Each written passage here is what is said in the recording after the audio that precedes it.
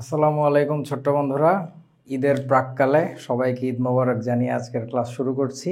আজকে আমাদের 6 নম্বর class chemical বন্ডের উপর। সো আজকে যেটা করতে হবে সেটা হচ্ছে যে কয়েকদিন আমাদের পড়ে আসা যে টপিকগুলো ছিল সেই টপিকগুলোর উপরে কিছু কোয়েশ্চেন সলভ করতে হবে। কারণ তোমাদের সাথে প্র্যাকটিস না হলে যেটা হয়, তোমাদের ওই থিওরিটিক্যাল নলেজ দিলে তোমরা নিজেরা কোয়েশ্চেন সলভ দেখো না, পরীক্ষা আসলে পারো না, রেজাল্ট খারাপ হবে, চেঁচামেচি হবে। আচ্ছা, কারোর কলেজে কি এমন আছে যে এখনও ইয়ার ফাইনাল পরীক্ষা হয় নাই? ফার্স্ট ইয়ার সবারই তো মনে হয় হয়ে গেছে। সো সবার কলেজে মোটা ও আচ্ছা, তাহলে তো যাক, তোমাদের কাজে লাগবে। এই অধ্যায়টা আছে না পরীক্ষায় ইয়ার ফাইনালে?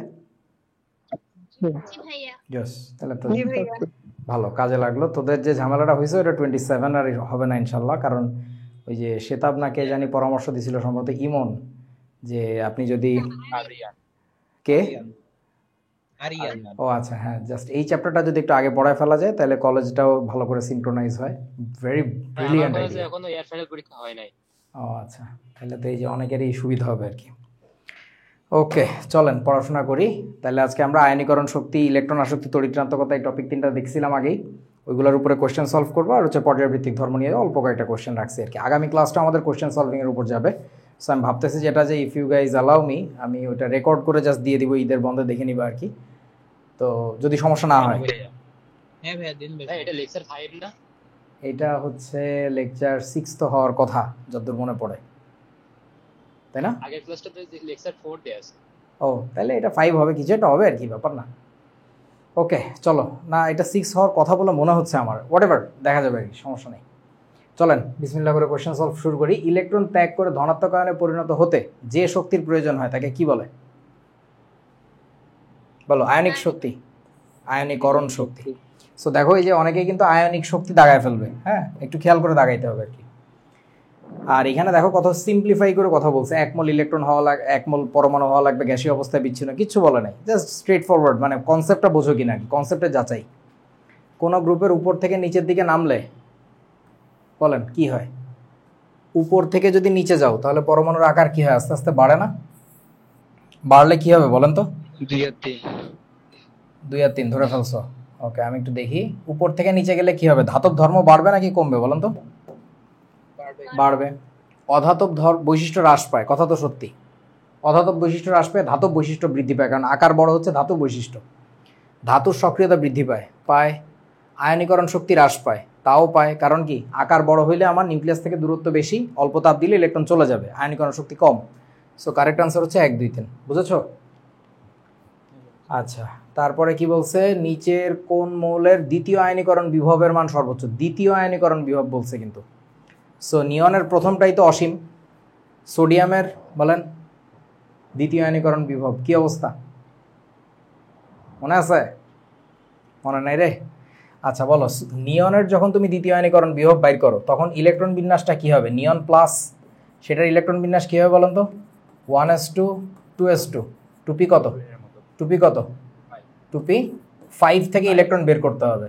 সোডিয়ামের যখন বাইর করবা তখন কিন্তু সোডিয়াম প্লাস থেকে বাইর করতে হবে, তার মানে কি 1s2 2s2 টুপি 6 থেকে বাইর করতে হবে, টুপি 6 থেকে বাইর করতে হবে। নাইট্রোজেনের যখন বাইর করবা তখন তোমার কি হবে? n প্লাস, তাহলে 1s2 2s2 টুপি কত?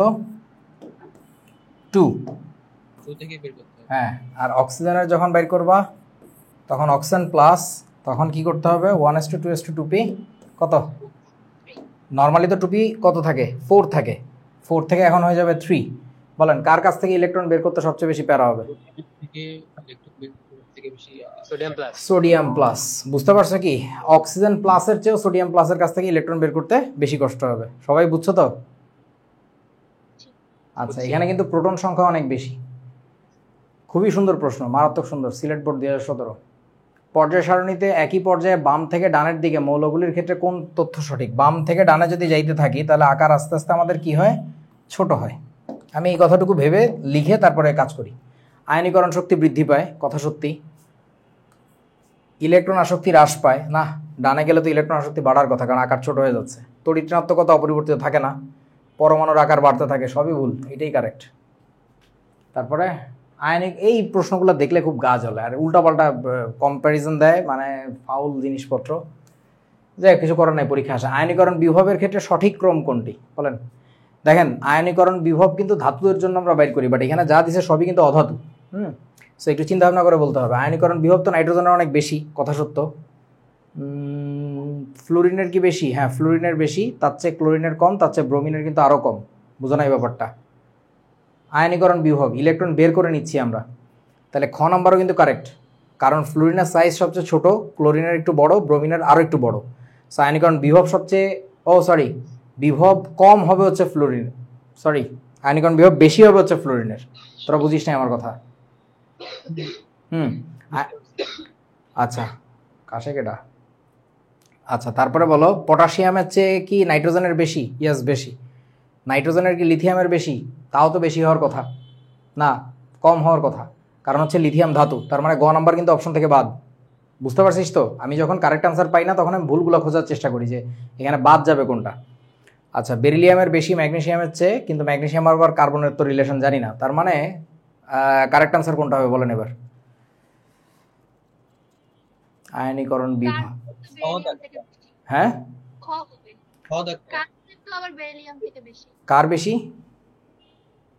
কার্বনের, রাইট। হ্যাঁ, এটা তো ধাতু, সো এটা আবার ভুল উত্তর। কোনটার কারণে ভুল উত্তর? এই যে বেরিলিয়াম আর কার্বনের জন্য আর কি, বা ম্যাগনেসিয়াম আর কার্বনের জন্য বলা যায়। এইখানে দেখলেই বোঝা যাচ্ছে যে ম্যাগনেসিয়াম তো ধাতু, সো সে সহজেই ইলেকট্রন ছাড়বে। সো কার্বনের যদি কম আয়নীকরণ শক্তি বলি, এটা ইলজিক্যাল কথা হয়ে গেল।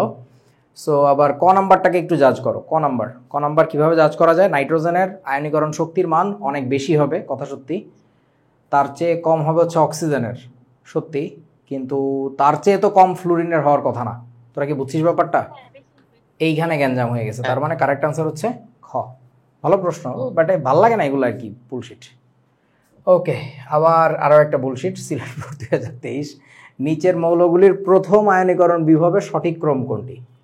প্রথম আয়নীকরণ বিভব সিরিয়ালে একটু দেখো তো কোথাও আছে কিনা। 5, 4, 7, 8, না নাই। আচ্ছা, এটা বি। কেন বি বললা?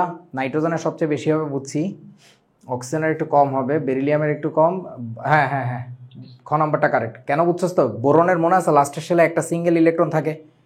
হ্যাঁ, আচ্ছা, এইটা একটু চিন্তা করি, এখানেই তো ভুল আছে, এই যে এখানেই তো ভুল আছে। ভুল আছে। আচ্ছা, বেরিলিয়ামের বেশি হবে বোরনের চেয়ে, নাইট্রোজেন তো প্রথমে থাকার কথা, নাইট্রোজেন আরো সামনে থাকার কথা। হ্যাঁ, এইখানে গ্যাঞ্জাম আছে। আচ্ছা, এইখানে গ্যাঞ্জামটা কোথায়? নাইট্রোজেন অক্সিজেন ঠিক আছে, এই যে এখানে ভুল আছে। সো কারেক্ট আনসার হচ্ছে খ।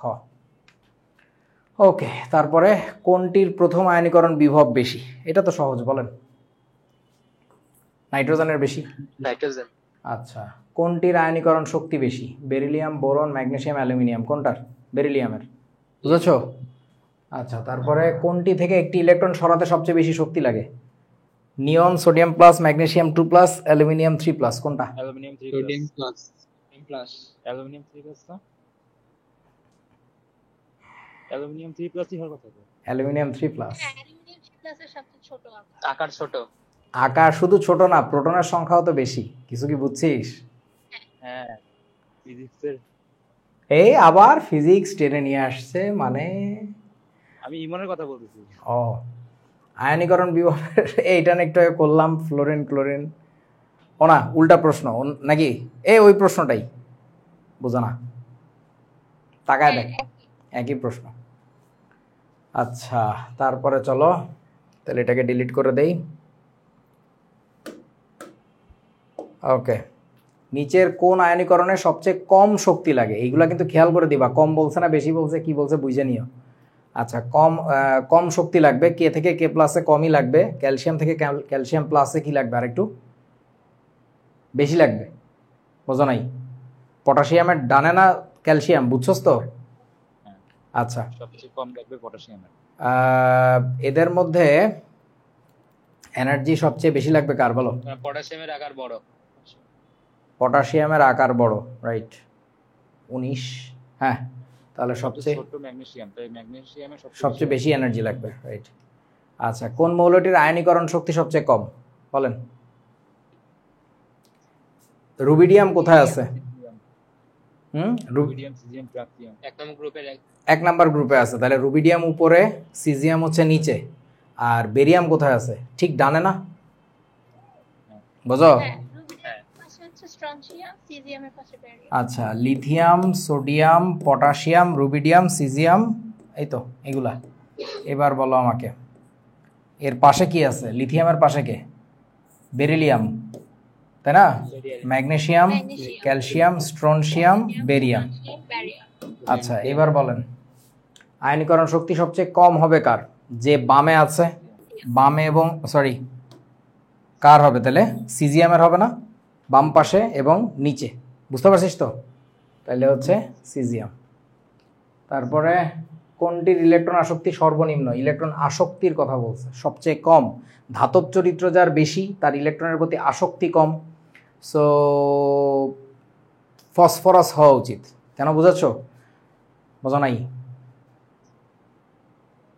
ইলেকট্রন নিতে চাইবে না, ধাতব চরিত্র বেশি।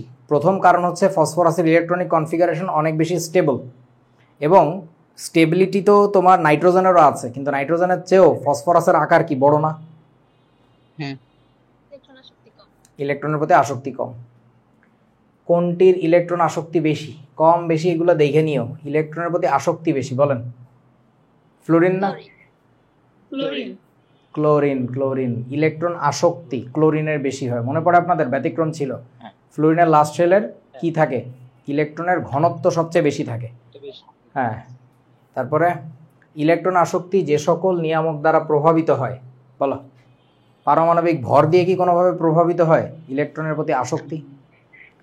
হয় না। পরমাণুর আকার দিয়ে প্রভাবিত হয়, কার্যকর নিউক্লিয়ার আধান, ইফেক্টিভ নিউক্লিয়ার চার্জ। কারোর কি মনে পড়ে আমরা কোয়ান্টাম মেকানিক্স পড়ার সময় জিনিসটা দেখছিলাম গুণগত রসায়নে? বলেন তো কি দিয়ে প্রকাশ করে? Z effective. হ্যাঁ, তাহলে বলো এটা দিয়ে কি প্রভাবিত হয় নাকি হয় না?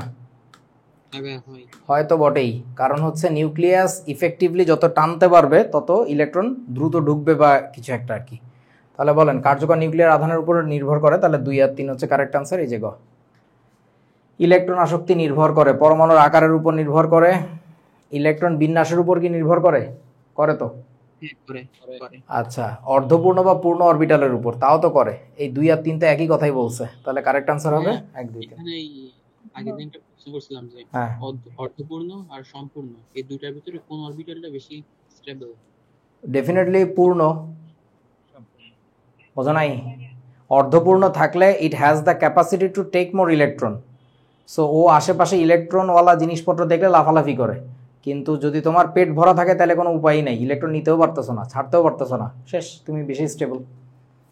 আচ্ছা, তাহলে ভাইয়া এই যে ধরলাম পি অরবিটালের ক্ষেত্রে আমরা এই হাফ ফিল্ড বা অর্ধপূর্ণটাকে আমরা স্টেবল টেস্টেড ধরি কেন? কারণ এরপরে যে একটা ধরলাম যে ওইটাও একটা স্টেবল জায়গা, মানে ওইটা যে আনস্টেবল তা না, ওইটাও একটা যথেষ্ট স্টেবল জায়গা, বাট ওর চেয়েও স্টেবল জায়গা আছে, বোঝা না? P3টাও স্টেবল, P6টাও স্টেবল, বাট P3টার চেয়ে P6 বেশি স্টেবল। সো ওইটাও একটা যথেষ্ট স্টেবল জায়গা, বুঝেছো? P4টা স্টেবল না কেন? আরে কি বিপদ! সমশক্তির অরবিটাল যারা, তাদের যদি একই অবস্থা থাকে তাহলে তারা স্টেবল হয়। আমি এই কনসেপ্ট বলছিলাম না? এই 3টা তো সমশক্তির অরবিটাল নাকি? তো এই সমশক্তির অরবিটাল যারা, তাদের যদি চেহারা একই রকম হয় তাইলে তারা স্টেবল হবে। সেটার শর্ত কি? হয় P3 অথবা কি বলেন তো? P6। So that's it. এর মাঝখানে তো আমার হচ্ছে না তো আর বাকি কিছু। বুঝতে পারছি। এখানে একটা প্রশ্ন আসে যে অক্সিজেন তো মানে একটা ইলেকট্রন ছেড়ে দিয়ে স্টেবল কাঠামো গঠন করতে পারে নাইট্রোজেনের মতো, হ্যাঁ, কিন্তু সেদিকে না যে সরাসরি দুইটা ইলেকট্রন শেয়ারের মত বা নেওয়ার ক্ষেত্রে বেশি আকর্ষণ দেখা যায়। কারণ সে অধাতু, তার আকার ছোট, সে নিতে বেশি স্বাচ্ছন্দ্য বোধ করবে।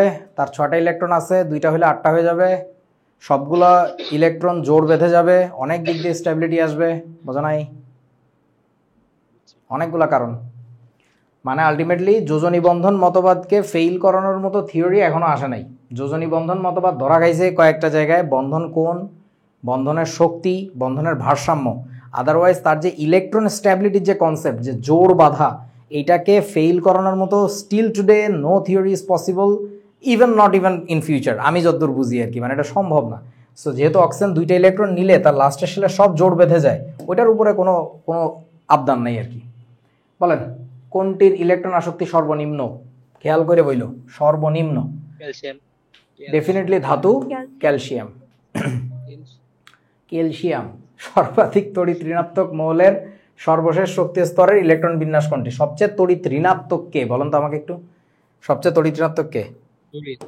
Fluorine, F. আরে কি বিপদ, কোনটারে কে বলতেছে?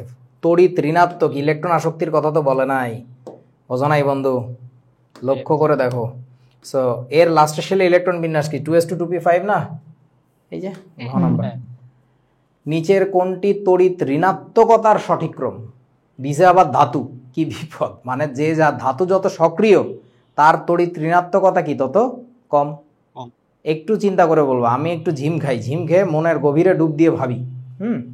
সো এখন বলেন, lithium, sodium, potassium, rubidium, caesium. বাহ, সুন্দর, 1 নাম্বার গ্রুপের মৌল দিছে, ভালো। তাহলে সিরিয়ালি আছে কোথায়?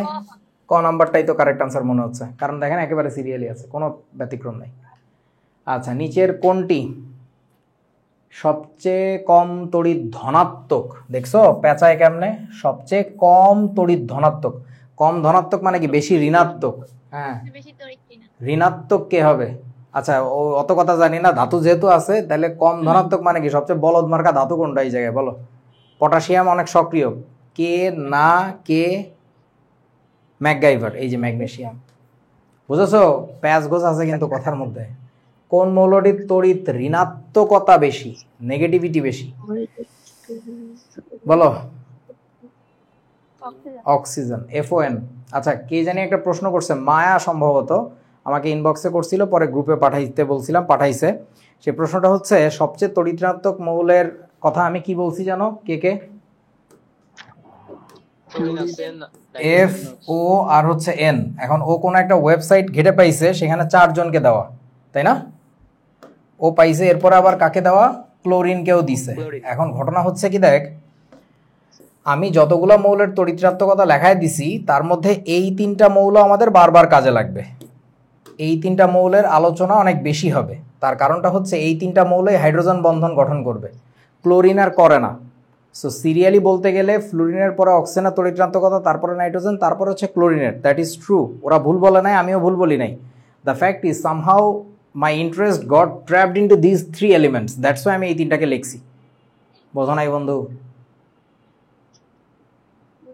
তোমাদের ক্লাসে পরীক্ষা নেওয়ার পরে আমি যখন রেজাল্ট ঘোষণা করতেছি তখন কি 3 জনের রোল ঘোষণা করব, প্রথম 3 জনের নাকি প্রথম 5 জনের? সেটা তো আমার ইচ্ছা, আমার জাস্ট ওই প্রথম 3 জনকে নিয়ে ধর আমি বই লেখার কাজে লাগাবো, দ্যাটস আমি 3 জনের নাম ঘোষণা করছি। তোর যদি কোনো কাজে লাগে তুই 4 জন কেন, তুই 10 জনের নাম ঘোষণা কর, আমার তো কোনো আপত্তি নেই। ঠিক আছে মায়া, বুঝছো? ওকে, ঠিক আছে, চলো এবার তারপরে কি বলেছে? তড়িৎ ঋণাত্মকতার সঠিক ক্রম কোনটি? তোমরা বলো তাড়াতাড়ি। হ্যালোজেনগুলো একটু চেক করো তো, এটা তো ভুল আছে পুরা। ক্লোরিনের তড়িৎ ঋণাত্মকতা আরো বেশি, সাইজ ছোট না? আচ্ছা, FOCl, হ্যাঁ এটা তো মেলে। তারপরে FClO, এটা মেলে না। নাইট্রোজেনের তড়িৎ ঋণাত্মকতা বেশি আয়োডিনের চেয়ে, কিন্তু এইখানে আবার গ্যাঞ্জাম করে ফেলাইছে। আচ্ছা, তাহলে কারেক্ট হবে কোনটা? খ নাম্বার, ঠিক আছে। ওকে, তারপরে নিচের কোনটির তড়িৎ ঋণাত্মকতা সবচেয়ে কম? তড়িৎ ঋণাত্মকতা কম, বলো। হিলিয়াম। আচ্ছা, কোনটি সর্বাধিক তড়িৎ ঋণাত্মক মৌল? আচ্ছা, কক্ষ তাপমাত্রায় কোনটি তরল? জানেন আপনারা? এটা লিখে দিছিলাম না কয়েকদিন আগে। ব্রোমিন কেমন রঙের তরল বলেন তো? লাল বর্ণের তরল, লিখে দিছিলাম না কয়েকদিন আগে?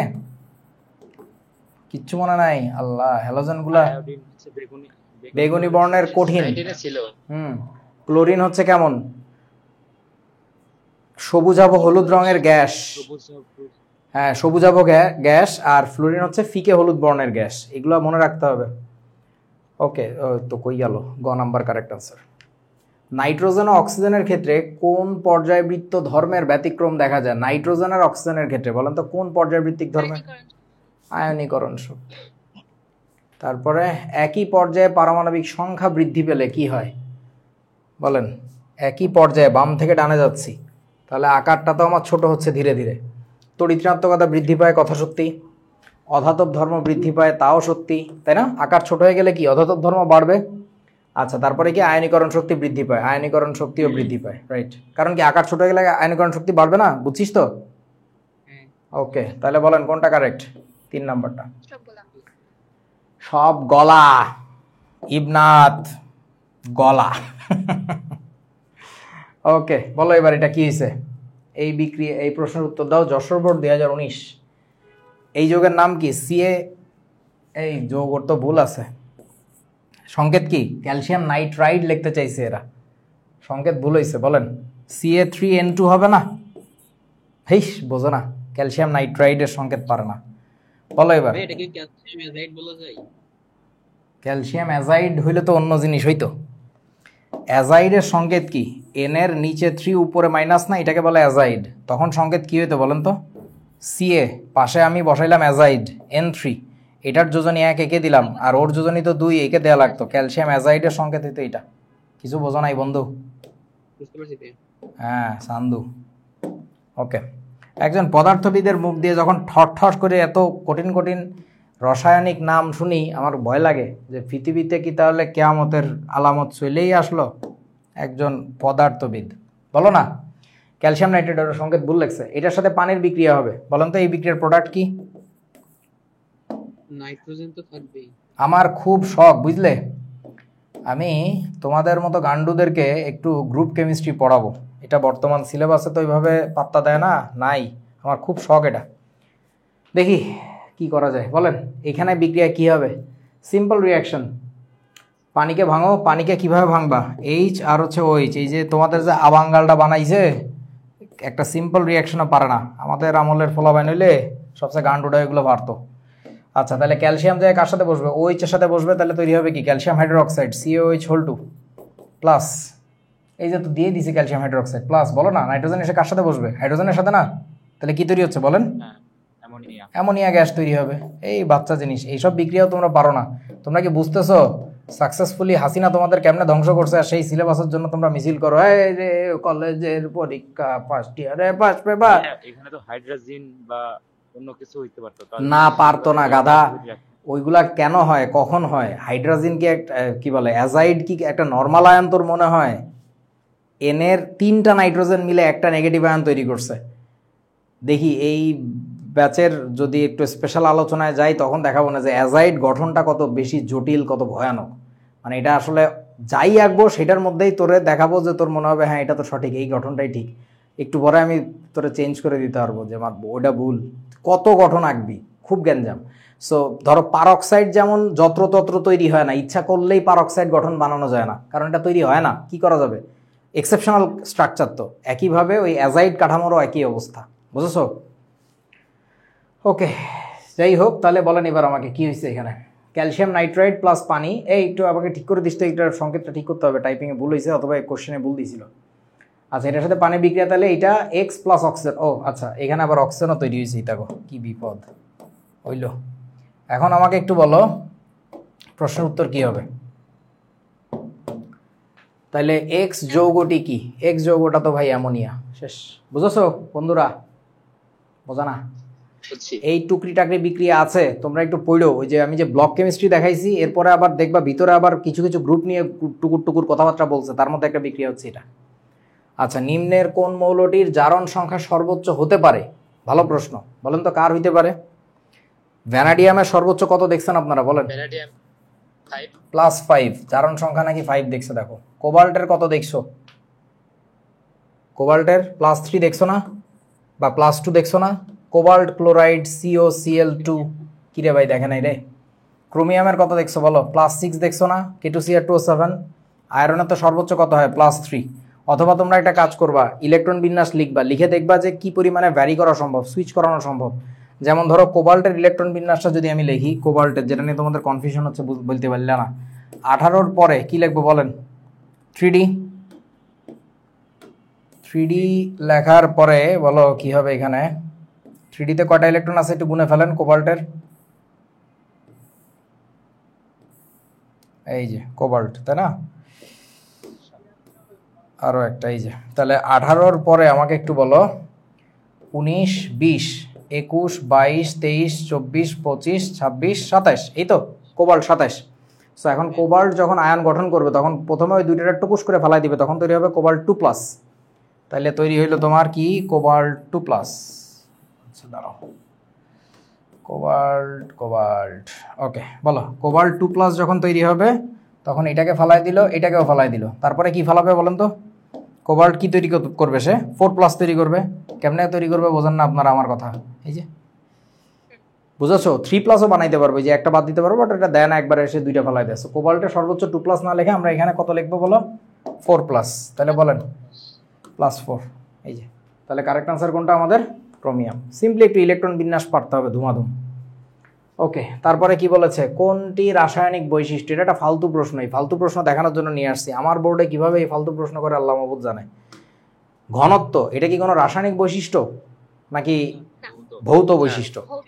এটা ভৌত বৈশিষ্ট্য, বাট এটাকে তোমাদের পর্যায়েই বলা উচিত যথেষ্ট পরিমাণে রাসায়নিক ধর্ম জড়িত এটার মধ্যে। তার কারণটা হচ্ছে, দেখ, অনেক উচ্চ ঘনত্বের একটা পদার্থের নাম বলি, লেড, সীসা।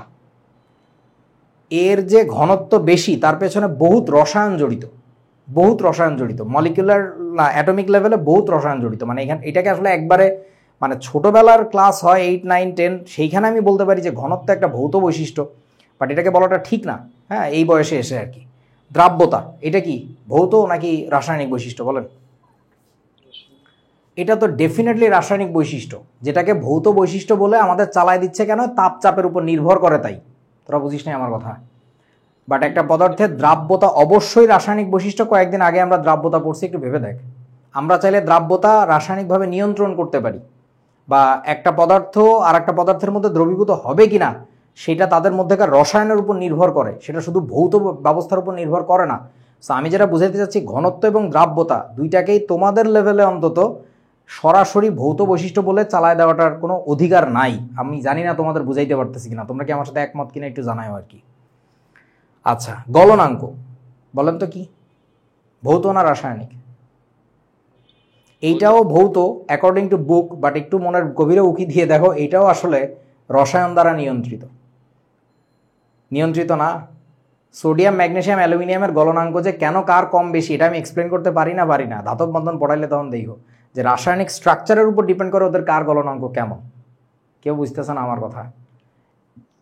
এইটা ক্লাস 8 স্ট্যান্ডার্ড একটা কোয়েশ্চেন হয়েছে, এটা ইন্টারমিডিয়েটে এসে এই প্রশ্নটা টেকে না, এই প্রশ্নের যুক্তি ধোপে টেকে না, ঠিক আছে? ইন্টারমিডিয়েটের স্টুডেন্টের কাছে সবগুলা কেমিক্যাল প্রপার্টি, বাট 9, 10-এ থাকলে, 8 পর্যন্ত থাকলে ঠিক আছে, এখানে শুধু অম্লতা হচ্ছে কি বলে কেমিক্যাল প্রপার্টি। যাই হোক, এটার কারেক্ট আনসার কোনটা হবে বলেন? স্যাররা কি চাইছে, কারেক্ট আনসার কোনটা হবে?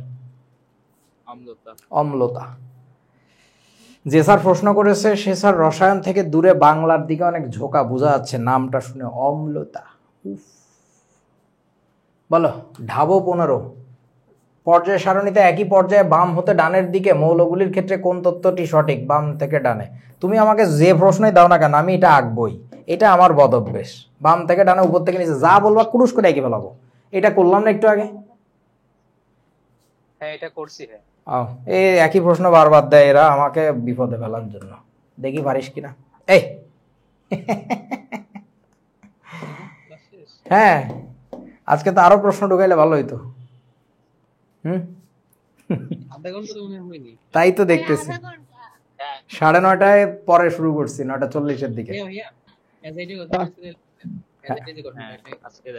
হ্যাঁ, অ্যাজাইডের গঠন এখন দেখাইলে বুঝবা তো। আচ্ছা ঠিক আছে, অ্যাজাইডের গঠন একটু কথাবার্তা বলি তাহলে, হালকা একটু আইডিয়া দিই। হ্যাঁ, তোরা আরো গুতা। চ্যাট জিপিটির লোক, চ্যাট জিপিটি। অ্যাজাইড, অ্যাজাইডের সবচেয়ে সহজ যৌগ কোনটা? HN3 না? খালি এটা দেখায় তোমাদের হাগু করায় বাড়ি পাঠায় দিয়ে। দাঁড়াও, এটার গাঠনিক সংকেত কেমন হবে আমাকে বলেন? H দিয়ে তো শুরু হবে কারণ এটার যোজনী 1। বন্ড কি লিখবো? N।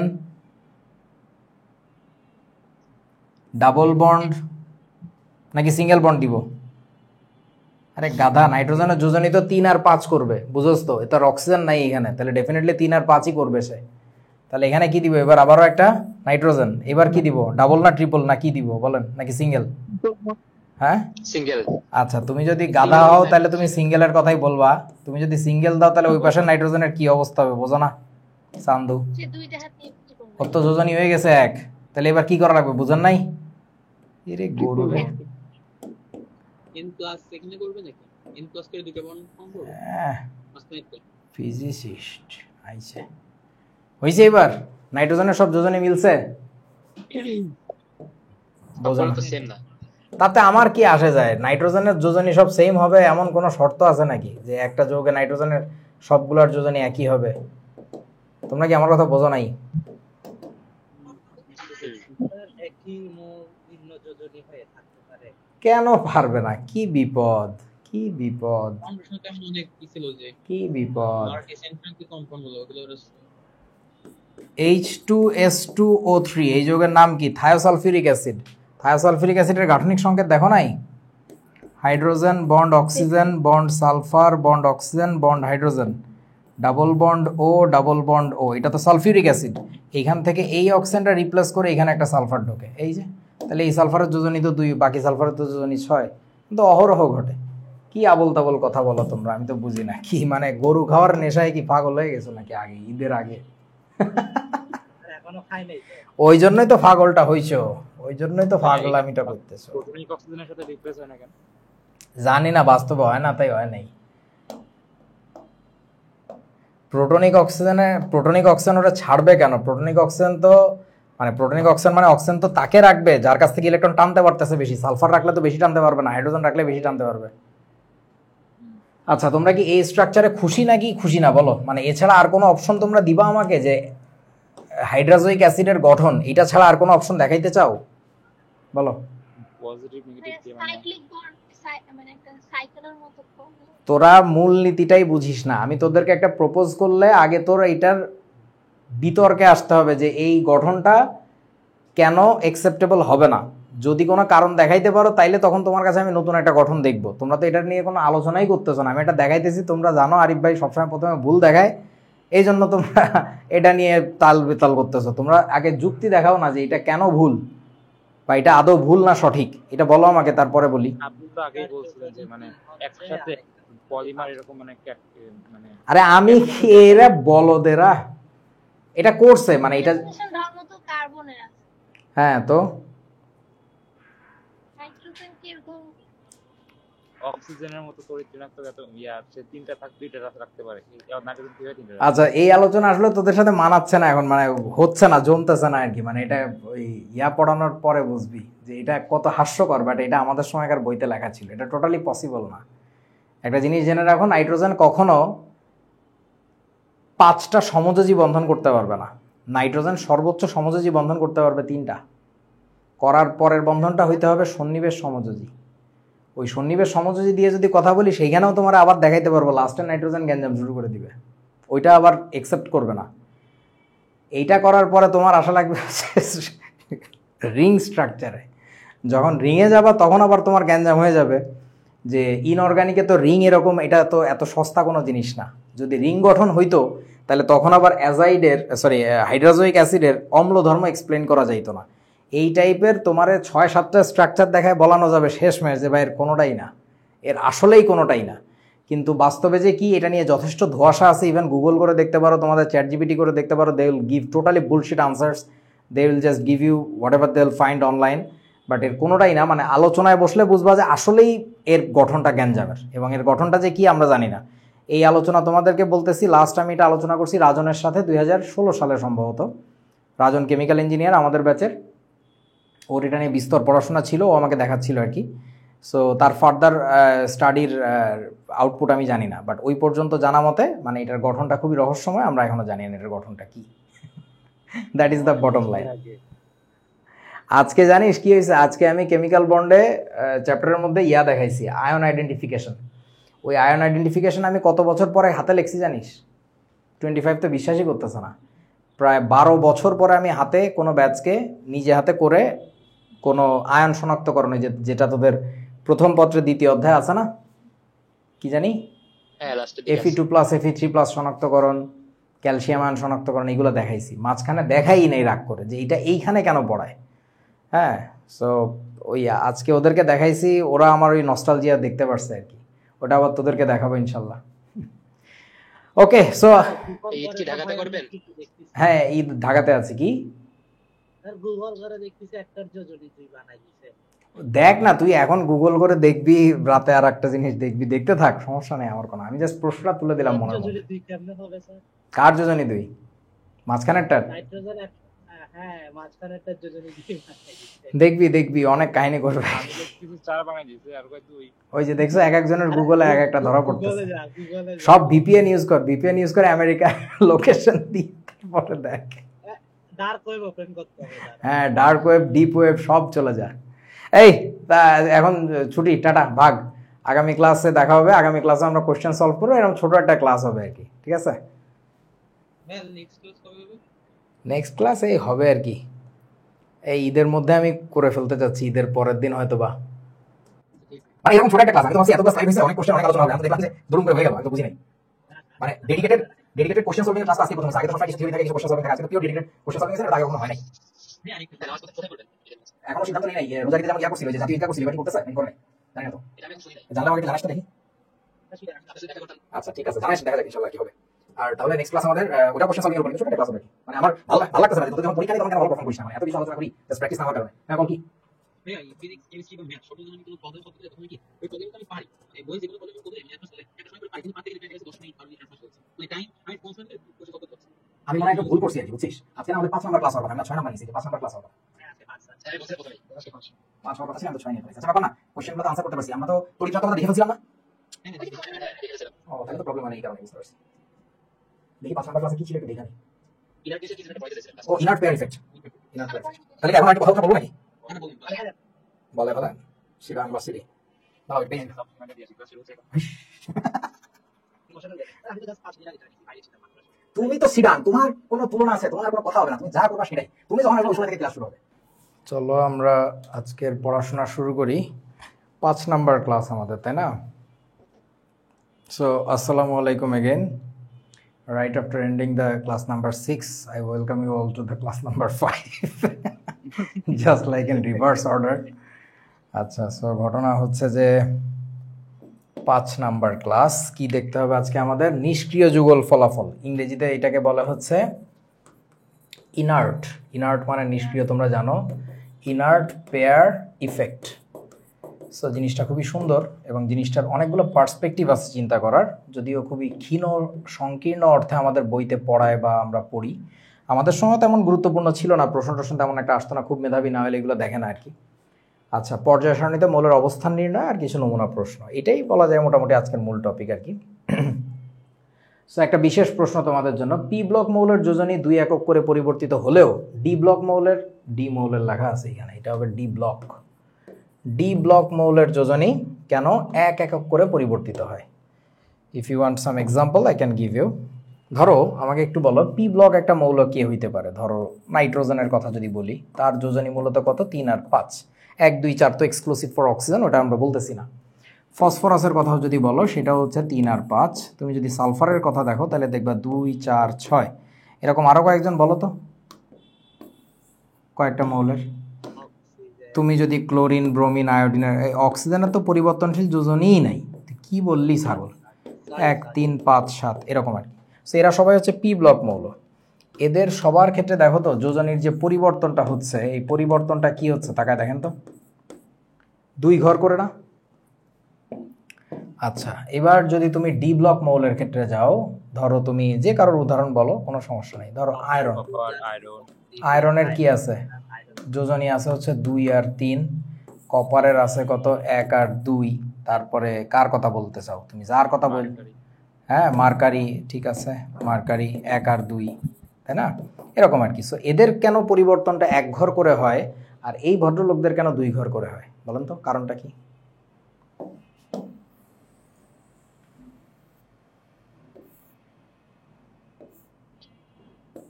The answer lies in their electronic configuration and the way they forms bond. আমি যদি একটু বোঝানোর চেষ্টা করি, ব্যাপারটা হচ্ছে অনেকটা এরকম। ধরো আয়রনের ইলেকট্রন বিন্যাসটার দিকে যদি তাকাও, আয়রন, তাহলে কি হবে? আর্গন থাকবে, তারপরে কি আছে আমাদের? 3D, এই যে ধরো এইটুকু 3D, তারপরে আছে আবার কি একটা কিছু অরবিটাল সম্পূর্ণ ফাঁকা থাকে, তাই অযুগ্মভাবে একটা গ্রহণ করে। আচ্ছা 2 3 4 হইল। এখন আয়রনের কথা বলো, কি অবস্থায় থাকে সে? 18-র পরে এখানে দুইটা থাকে, 20 21 22 23 24 25 26, এই তো থাকে। এখন ও যখন কি করে, যৌগ গঠনের চেষ্টা করে, তখন সে কি করে? ইলেকট্রন দান করে না? ডি ব্লক মৌলগুলা কি সবাই ধাতু? কেউ বোঝে না? এর 1 নাম্বার আনসার হচ্ছে এরা সবাই ধাতু। ধাতু সুতরাং কি করবে বলেন তো? ইলেকট্রন কি করবে? দান করে বন্ধন গঠন করে। আমি একটু ডিটেইল লিখতেছি, গঠন করে। সো যেহেতু ইলেকট্রন দান করে বন্ধন গঠন করে, ওদের দানের ক্যাপাবিলিটি অনেক বেশি হয়, একটা একটা করে ছাড়তে পারে। লাস্টে তো ডি অরবিটালটা ফাঁকা, বুঝিস নাই আমার কথা? কিন্তু যারা পি ব্লকের মৌল, তাদের ক্ষেত্রে কি হয়? তারা তো ধাতু না, তারা তো অধাতু মেইনলি, মানে যাদের পরিবর্তনশীল যোজনী আছে আর কি। সো এই অধাতুগুলা যেহেতু বন্ধন গঠন করে কিভাবে? শেয়ারিংয়ের মাধ্যমে না? আর ইলেকট্রন শেয়ারিংটা হয় কিভাবে? অযুগ্ম ইলেকট্রন লাগে।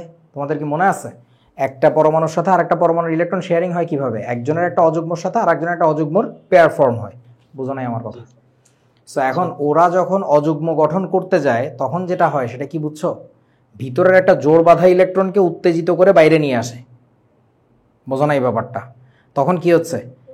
একবারে আগের যে যোজনী ছিল সেখান থেকে কত বেড়ে গেল বলেন তো? 2টা আনপেয়ার তৈরি হইল না?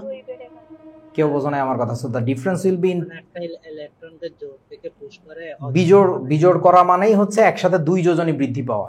সো যার ফলে এদের সালফারকে দিয়ে সবচেয়ে ভালো দেখানো যায়। সালফারকে দিয়ে সবচেয়ে ভালো দেখানো যায়। দুইটা বক্স করে। তোরা কি বুঝছিস আমার কথাটা? জি স্যার, জি স্যার। জি স্যার, জি স্যার। আচ্ছা তাহলে কি হবে? 1s2 2s2 2p6 3s2 3px 3py 3pz। So এখানে আমাদের কি অবস্থা আছে সালফারের? সালফার এখানে 3px এ 2 থাকে, 3py এ 1, 3pz এ 1। এই সালফারের যোজনী কত বলেন তো? 2, আনপেয়ার্ড ইলেকট্রন 2টা। এই সালফারকে যখন তুমি একটু সেতায় দিবা, দেখছো তোমরা সবাই কলেজে এগুলো উত্তেজিত করা বলে, এটাকে উত্তেজিত করলে কি হবে? 3pxটা ভেঙে যাবে, এইখানে তৈরি হবে কি 3dxy। এই 3pxটা ভেঙে এখানে একটা থাকবে, এখানে একটা থাকবে, তাহলে 2 থেকে কিন্তু একবার জাম্প করছে 4-এ। আচ্ছা একটু পরে যখন তুমি তাকে আরও সেতাই দিবা, আমি এটাকে ডাবল স্টার দিই, বইতে শুধু স্টারই দেয়, তখন কি হবে? 3s এর ইলেকট্রন 2টা ভাঙবে, ভেঙে কি হবে? 3s1, আর ওই পাশে আবার কই যাবে? 3dyz1। তাহলে দেখা যাচ্ছে টোটাল আনপেয়ার্ড ইলেকট্রন কয়টা? 6টা। সো পি ব্লক মৌলের ক্ষেত্রে এই ঘটনা ঘটে, আর ডি ব্লকের ক্ষেত্রে ওই ঘটনা ঘটে। That's the answer. কেউ বোঝা নাই? কেউ বোঝা না রে আমার কথা? কঠিন কঠিন কথা বলে ফেলতেছি। এইসব প্রশ্ন লাগবে না আর কি, এমনি উদয় আমাকে আমলে এসব পড়তাম, তাই দেখাইতেছি। এটা না কোশ্চেন, এটা আমাদের ছিল যে ওই জ্যাননের সাথে বিক্রিয়া করার। আচ্ছা এবার দেখো, এই ছকটা দেওয়া আছে, এটা গুহ স্যারের বই থেকে নিয়ে আসছি, ভালো লাগছে আমার জিনিসটা। এদের ভ্যারিয়েশনগুলা, ডি ব্লক মৌলের স্ক্যান্ডিয়াম বাদ দিছে আর এখানে জিঙ্ক বাদ দিছে, মানে এটা কারা? তাহলে অবস্থান্তর ধাতু। এই ডি ব্লক লেখছে কেন এই জায়গায় বলো দে? কইছি অবস্থান্তর লিখতে, বুঝছস তো? এটা কি হবে? ডি ব্লক হবে না, কিন্তু অবস্থান্তর হবে আর কি, কারণ এখানে তো কি বাদ দিছে? স্ক্যান্ডিয়াম আর জিঙ্ককে বাদ দিছে, তাহলে এটা কি অবস্থান্তর হবে না? সো অবস্থান্তর যে মৌলগুলো আছে আমাদের ধাতুগুলো, তাদের জারণ সংখ্যার যে ভ্যারিয়েশনটা, সেই ভ্যারিয়েশনটা সুন্দর করে দেখাইছে এখানে। মানে 3d0 জন্য তাদের জারণ সংখ্যা হচ্ছে 4+, 3+, 2+। দেখো পরিবর্তনটা দেখছো? ভ্যানাডিয়ামের 5 4 3 2, ক্রোমিয়ামের 6 5 4 3 2 1। হ্যাঁ, প্রত্যেকেরই পরিবর্তন দেখো, কোনো গ্যাপ নাই, তার মানে 1 ঘর করে পরিবর্তিত হচ্ছে। আর পি ব্লকের গুলো তো দেখাইলাম 2 ঘর করে পরিবর্তন হচ্ছে। আপনারা কি বুঝছেন আমার কথা? বোঝা না? ব্যাপারটা বহুতই মজা। নিষ্ক্রিয় যুগল ফলাফলে আসো। নিষ্ক্রিয় যুগল ফলাফল তোমরা একটু আমাকে বলো তো দেখি, কার কতদূর মনে আছে গুণগত রসায়ন? সেটা হচ্ছে কোন অরবিটালে বা কোন ধরনের অরবিটালে ইলেকট্রন থাকলে নিউক্লিয়াসের জন্য। আচ্ছা তার আগে আরেকটা ব্যাপার বলি, তোরা কি বুঝোস আমি কি বলছিলাম কখনো যে নিউক্লিয়াসটা হচ্ছে মা? নিউক্লিয়াস হচ্ছে মা, আর ইলেকট্রনগুলো হইতেছে বাচ্চা।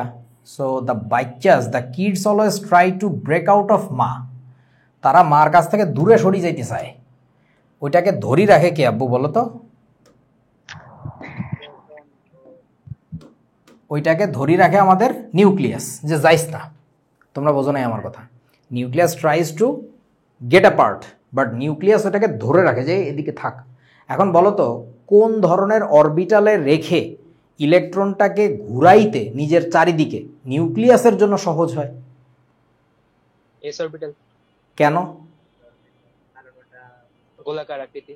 সুষম গোলাকার আকৃতি, সুষম গোলাকৃতি, বুঝেছো? পি অরবিটালের ক্ষেত্রে ঝামেলা, উইয়ার্ড একটা শেপ। ডিতে আরও ঝামেলা। এফে গেলে কি হবে আমরা এখনও জানি না, আরও বেশি ডেঞ্জারাস অবস্থা হবে, এইটুকু তো গেস করা যায়। সো ব্যাপারটা হচ্ছে এইটুকু মাথার মধ্যে গেঁথে নাও যে এস অরবিটালে ইলেকট্রন রেখে ঘুরাইলে বা ইলেকট্রন রাখতে পারলে এটা নিউক্লিয়াসের জন্য দ্যাট বিকামস টু মাচ কনজিনিয়াল। কনজিনিয়াল বুঝো কিনা জানি না, মানে সহযোগী, উপকারী, মানে সহজতর হয়।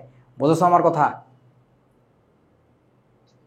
ওকে, এইবার আসো তো নিষ্ক্রিয় যুগল ফলাফলটা কি বলছে। বইতেও লেখা আছে সুন্দর করে, গুহসার বইতে দেখলাম লাইনটা সুন্দর করে লেখছে, আমি লেখার কথা ভুলে গেছি, মুখে বলে দেই। জিনিসটা হচ্ছে পরমাণুর আকার বৃদ্ধির সাথে সাথে, পরমাণুর আকার বৃদ্ধির সাথে সাথে, অর্থাৎ আমরা কাদের কথা বলতেছি? ছোট ছোট পরমাণুর কথা বলতেছি না, আমরা বলতেছি বড় বড় পরমাণুর কথা, ভটকা ভটকা পরমাণুর কথা। হ্যাঁ, শিরাং শিরাং শিরাং শিরাং। আপনি বলছিলেন স্যার এটা দেখো বড় বড় পরমাণুর ক্ষেত্রে যেটা হয় বলো তো, নিউক্লিয়াস থেকে যত তুমি দূরে যেতে থাকো তত ওই ইলেকট্রনগুলোকে ধরে রাখা কি নিউক্লিয়াসের জন্য অনেক কষ্ট হয়। যখন কষ্ট হয় তখন সেটা টেকনিক অ্যাপ্লাই করে। সেই টেকনিকটা হচ্ছে, দেখো কোনো একটা শেলের ইলেকট্রনিক কনফিগারেশন কেমন হবে আমার একটু বলো তো। তার হবে NS2 NP6 ND অমুক, এইভাবে যাবে না? যে কোনো একটা শেলের, লাস্ট শেলের কথা চিন্তা করো। ও তখন যে কাজটা করে, মানে এই নিউক্লিয়াসটা স্টেবিলিটির জন্য, ও বলে কি তুই আমার ডি অরবিটালের ইলেকট্রন নিয়ে যাবি, যা, লাগবে নিয়ে যা। তুই আমার পি অরবিটালের ইলেকট্রন নিয়ে যাবি, যা। কিন্তু একটা জিনিস দিতে চায় না, একটা বিশেষ ইলেকট্রনের প্রতি ওর একটা এক্সেপশনাল ইনার্টনেস দেখায়, নিষ্ক্রিয়তা দেখায়, ওইটাকে ইউজ করতে চায় না। সেইটাকে আমরা বলি নিষ্ক্রিয় যুগল ফলাফল। অর্থাৎ একটা বিশেষ জোড়া ইলেকট্রন আছে, তার প্রতি তার আকর্ষণ ভয়াবহ মাত্রায় বেড়ে যায়। তার কারণটা হচ্ছে, দেখ ও পি এর ইলেকট্রন ছাড়ার সময় কিন্তু একদম প্যারা দেয় নাই, বলছে গো। ডি এর ইলেকট্রনের ক্ষেত্রেও তোমার প্যারা দিবে না, বলবে গো। বাট এই এনএস এর যে ইলেকট্রনটা না, এইটাকে রাইখে দেয় নিজের কাছে। অর্থাৎ এস অরবিটালের যে ইলেকট্রন জোড়াটা, ওই জোড়াটাকে নিষ্ক্রিয় রাখার একটা এক্সেপশনাল প্রপার্টি তার মধ্যে দেখা যায়। অনলি বিকজ তার অনেক ইলেকট্রন সে হারাইছে অলরেডি, বা হারাইতে তার কোনো আপত্তি নাই। তাহলে কি হয়ে যাচ্ছে? নিউক্লিয়াসের চার্জ বেড়ে যাচ্ছে না, পজিটিভ চার্জ, বোঝো না? সো ওর ওই পজিটিভকে তো ব্যালেন্স করার জন্য আমার কিছু না কিছু নেগেটিভ লাগবে। তো ও বলে কি তুই আমার সব নেগেটিভ নিয়ে যা, এস এর নেগেটিভ নিতে পারবি না। কেন? আমার আকার তো বড়, আমার অলরেডি ইলেকট্রনগুলোকে ধরে রাখতে অনেক কষ্ট, বাট যেটাকে ধরে রাখতে আমার প্যারা নাই, ওটারে আমি কোনোভাবে ছাড়বো না, বাকিগুলো সব নিয়ে চলে যা। কেউ বোঝা না?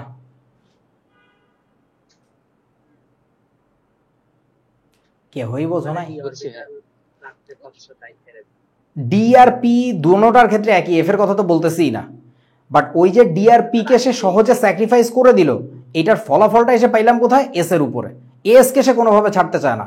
তখন দেখবা কি ওই এস এর ইলেকট্রন ব্যবহার করে যেহেতু সে বন্ধনে অংশগ্রহণ করতেছে না, ওইটাকে আমরা বলছি নিষ্ক্রিয় রেখে দিচ্ছে। দ্যাটস ওয়াই এটাকে বলে নিষ্ক্রিয় যুগল ফলাফল। কেউ বোঝা না? আমার ধর 10টা ফোলামায়া আছে, মাশাআল্লাহ। 10টা ফোলামায়ার জন্য আমার 10টা ঘর আছে, প্রতি ঘরে তাদের বাচ্চা কাচ্চা বিভিন্ন কিছু আছে, বুঝিস? এখন এই যে আমি এত ভোটকা একটা পরমাণু, আমার যে এত কিছু আছে, আমার সীমানা যে এত বড়, তো এদেরকে তো সামলে রাখতে তো আমার অনেক কষ্ট হয়। কোন ঘরে কে কবে খাইছে না খাইছে, কে রাইতের বেলা খাইলো না, কার জ্বর আসছে, আমার দেখতে হয় না এই সবগুলো। এগুলো তো আমি তো নিউক্লিয়াস, আমি তো মা, আমাকে তো দেখে রাখতে হয়। এখন ধর আমার একেবারে আউটার শেলের আমার কোনো একটা ফোলা আছে, সেই ফোলার যে দুইটা নাতিন আছে, এই দুইটা চরম মাত্রার ফাজিল। আমি চাই না যে তারা আমার লগে থাকুক, আমার আম গাছের আম খাই ফেলায়, পেয়ারা গাছ নিয়ে বেশি দেয়, ঠিক নাই। এই দুইটা ফাজিল আছে, আমার মোটরসাইকেলটা টান দিয়ে নিয়ে চলে গেছে কোথায়, গরুর হাটে, ঠিক নাই। এখন আমি করি কি, তুই যা তো ওই দুইটারে বেশি দে, ফেলাই দে, বিয়ে দিয়ে দে, যা মন চায় কর, কিন্তু ওই ঘর তো আমার ফাঁকা থাকতে পারবে না, তাইলে তো আমার ওভারঅল ব্যালেন্সটা নষ্ট হয়ে যাচ্ছে। তখন আমি করি কি, ওই নাতিপুতি সব ফেলাই দিয়ে আমার যে বাচ্চাটা আর তার বউটাকে, এই দুইটাকে আমার খুব যত্ন করে রাখি দেওয়া লাগবে, তা নাহলে তো আমার ঘর একেবারে ফাঁকা হয়ে যাচ্ছে। তোরা কি বুঝছিস ব্যাপারটা? এইটাকেই বলে নিষ্ক্রিয় যুগল ফলাফল। That's it. সহজ জিনিস, মজার জিনিস। এবার চলো এটার ইফেক্টটা আমরা কোথায় পাই এই জিনিসটা খেয়াল করে। এখানে প্রশ্নটা লেখা নাই, আমি জাস্ট তোমাদেরকে মুখে বুঝাই দেই। বাস্তবে এরকম দেখা যায়। এটা হচ্ছে কোন গ্রুপ বলেন তো? এটা কোন গ্রুপ? এটাকে আমরা বলবো 3A অথবা তোমাদের কত 13 নং গ্রুপ, আর ওটাকে আমরা বলবো হচ্ছে 4A অথবা 14 নং গ্রুপ। এখন এদের ক্ষেত্রে একটা মজার ব্যাপার লক্ষ্য করা যায়। সে লক্ষ্যটা কি করবা দেখো, boron, aluminium, gallium, indium, thallium. এখন এদের ইলেকট্রন বিন্যাস আমি জাস্ট বোরনটাকে দিয়ে দেখাই, একটাকে করলেই হয়, বা অ্যালুমিনিয়াম দিয়ে দেখো। অ্যালুমিনিয়ামের ইলেকট্রন বিন্যাস কেমন? 1s2 2s2 2p6 3s2 3px1, that's it. এখন ওর প্রথমে যখন একটা ইলেকট্রন ছাড়ে, এইটাকে ছাড়ে, ইট বিকামস কি বলেন তো? অ্যালুমিনিয়াম প্লাস, তাই না? এটাকে ছেড়ে দিছে, তাহলে এখানে হয়ে গেছে এটা, তাহলে অ্যালুমিনিয়াম প্লাস। ও যখন আরও দুইটা ইলেকট্রন ছাড়বে তখন কি হয়ে যাবে বুঝছেন তো? 3+, তাহলে ইট বিকামস 3+, তাহলে এই ইলেকট্রনও থাকে না। ওকে, এখন ঘটনা হচ্ছে কোনটা বেশি স্থিতিশীল বলো তো? অ্যালুমিনিয়াম প্লাস নাকি অ্যালুমিনিয়াম 3+? কোনটা? তুমি সারা জীবন দেখে আসছো অ্যালুমিনিয়াম 3+, কেন প্লাস? 3+ তো সারা জীবন কি দেখছো এটা বলো না। অ্যালুমিনিয়াম প্লাস তো দেখোই নাই জীবনে। আমি এখনকার আগের থিওরিতে বললাম। আচ্ছা, এখন ঘটনা হচ্ছে, এবার একটু বোঝেন, বোরন থেকে অ্যালুমিনিয়াম এগুলো বেশি বড় মৌল না। বড় মৌলতে যখন আসবে এই যে থ্যালিয়াম, এইবার দেখবা গ্যাঞ্জাম শুরু হয়ে গেছে। অর্থাৎ তুমি যে দেখতেছিলা যে অ্যালুমিনিয়াম প্লাস তো এক্সিস্টই করে না, এটা তো অস্থিতিশীল। এই যে অ্যালুমিনিয়াম প্লাস তো অস্থিতিশীল, বুঝতে পারতেছি আমার কথা? কিন্তু অ্যালুমিনিয়ামের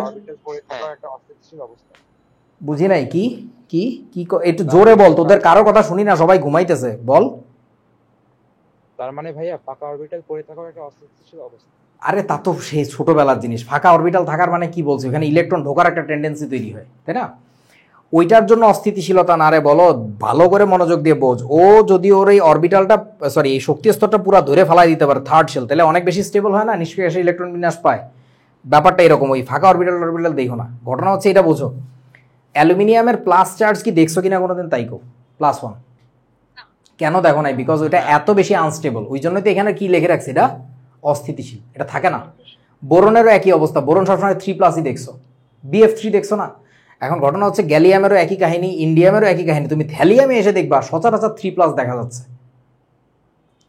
সরি, ওর ক্ষেত্রে 3+ কম দেখা যাচ্ছে, ওর ক্ষেত্রে বেশি স্থিতিশীল দেখা যাচ্ছে কোনটা বলেন তো? +1। থ্যালিয়ামের ইলেকট্রন বিন্যাস কেমন বলেন তো? এইটা যদি 3 হয়, 4 5 6, এটার ক্ষেত্রে কি হবে? 6s2 6p1 না? এর ক্ষেত্রে দেখো, এর p অরবিটালে ইলেকট্রন ছেড়ে দিচ্ছে ইজিলি, তাহলে তখন কি তৈরি হচ্ছে? +1। ওইটাই স্থিতিশীল হচ্ছে। বাট এই দুইটাকে যখন ছাড়তেছে, এই যে 6s এর দুইটাকে যখন ছাড়তেছে, তখন তৈরি হচ্ছে 3+, and that is becoming unstable because of ওই যে আকার অতিরিক্ত বড়। আকার বড় মানে কি? তার লাস্টের শেলে ইলেকট্রন ধরে রাখা কষ্ট, কিন্তু তুমি ওইটা নিতে পারবা, এস নিতে পারবা না। এসের ইলেকট্রন রাইখা তার জন্য জিনিসটাকে নিজের ব্যালেন্সে রাখাটা অনেক ইজিয়ার। বোঝো নাই আমার কথা বন্ধু? তাহলে ছোট পরমাণুগুলো আপনার এস ছেড়ে দিচ্ছে কেন?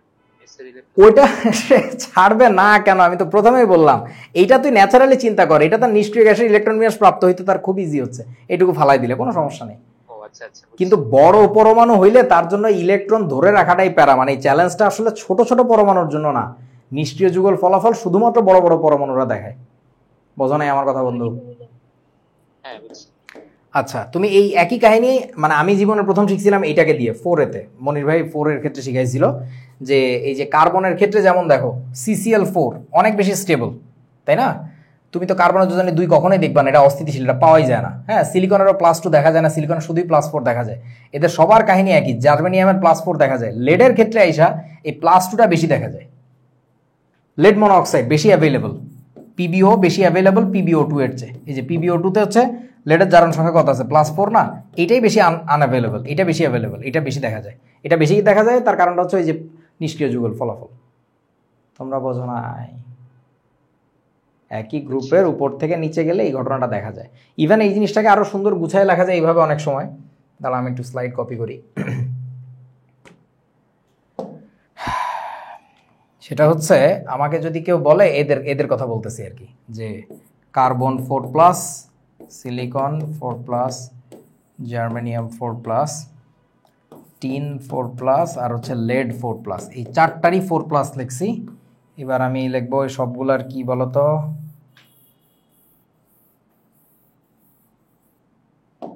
Two plus. বলেন আমাকে একটু কি অবস্থা হবে বলেন তো। আমি যদি স্থিতিশীলতার ক্রম লিখতে চাই, স্থিতিশীলতার ক্রম, তাহলে কোনটার ক্ষেত্রে কি হবে বলো? এইখানে স্থিতিশীল সবচেয়ে বেশি হবে কোনটা, C4+ নাকি PB4+, কোনটা? C4+। C4+। স্থিতিশীলতা 4+ এর জন্য ওদিকে কমবে, আর এর ক্ষেত্রে স্থিতিশীলতা কি হবে বলেন তো? ওদিকে বাড়বে। PB2+ সবচেয়ে বেশি স্থিতিশীল হবে। ওই যে দেখো PB2+টা সবচেয়ে স্থিতিশীল। এবং জিনিসটা সিকোয়েন্সিয়ালি চেঞ্জ হচ্ছে, গ্র্যাজুয়ালি চেঞ্জ হচ্ছে, আমরা টের পাচ্ছি না, হঠাৎ করে লেডে যায় টের পাচ্ছি, বাট ওদের ক্ষেত্রেও না ধীরে ধীরে ঘটনাটা ঘটে। তোরা বুঝিস না আমার কথা রে। আচ্ছা, এটা একাডেমিকে লাগবে না, আমি দেখায় রাখলাম আর কি, একটু অ্যাডভান্স জিনিসপত্র। প্লাম্বামের কি 3 জন সম্ভব? না, লেড 2 আর 4, 2 আর 4। মানে সোডিয়াম প্লাম্বেটে এটা কি NaPbO2 না? ধর বলদ। আসো MCQ কর্নার, তোমাদের জন্য গুহ স্যারের বই থেকে কপি পেস্ট করছি। এখানে ভুল থাকলে তার দায় দায়িত্ব আমি জানি না, এটা জাস্ট বইতে পাইছি, দেখে ভালো লাগছে, কপি করে নিয়ে চলে আসছি। সো এটার দায় দায়িত্ব গুহ স্যারের বই, আমি জানি না, স্যার ওটা 41 করে দেন না ভাই, আবার আমি কিচ্ছু করব না। এটা আমি আসছিল একটা প্রশ্ন, হ্যাঁ ওটা 41 আসছিল। কিচ্ছু করার নাই, আমার কিচ্ছু করার নাই ভাই, এই কথা কইও না, বাংলাদেশ এখানে 2000 এর রিসেন্ট বুকে তো 41। আমি জানি না এই ছেলেগুলো এত আহাম্মক কেন রে ভাই। আমি বললাম না, আমি এটা বই যেটা পাইছি যে ভার্সনটা এখান থেকে কপি করছি, তোরটাতে তুই এডিট করে নিস, আমি জানি না। এগুলো আমার দেখতে ইচ্ছা করে না, এগুলো নিয়ে আমার কেন মারামারি করা লাগবে, কে কোনটা কি কয়টা মৌল, এগুলো পরীক্ষা আসে, জাস্ট দেখে নিও।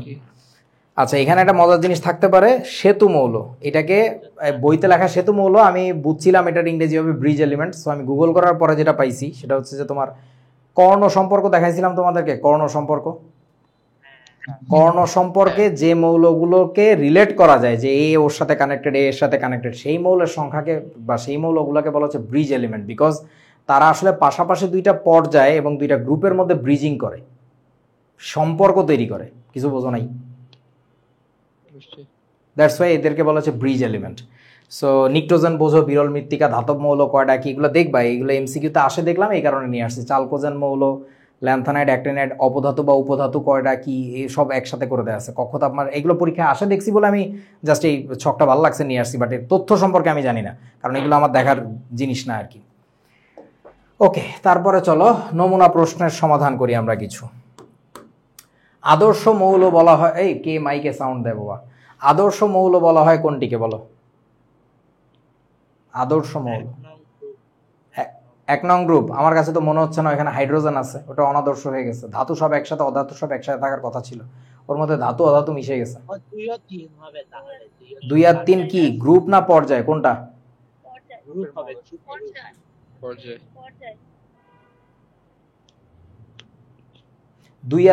2 আর 3 নাম্বার, 2 আর 3 নাম্বার পর্যায়ে তো আবার ব্রোকেন বুঝো, মাঝখানে তো গ্যাপ, এটাই তো গ্রুপই হবে, তাহলে গ্রুপ হবে।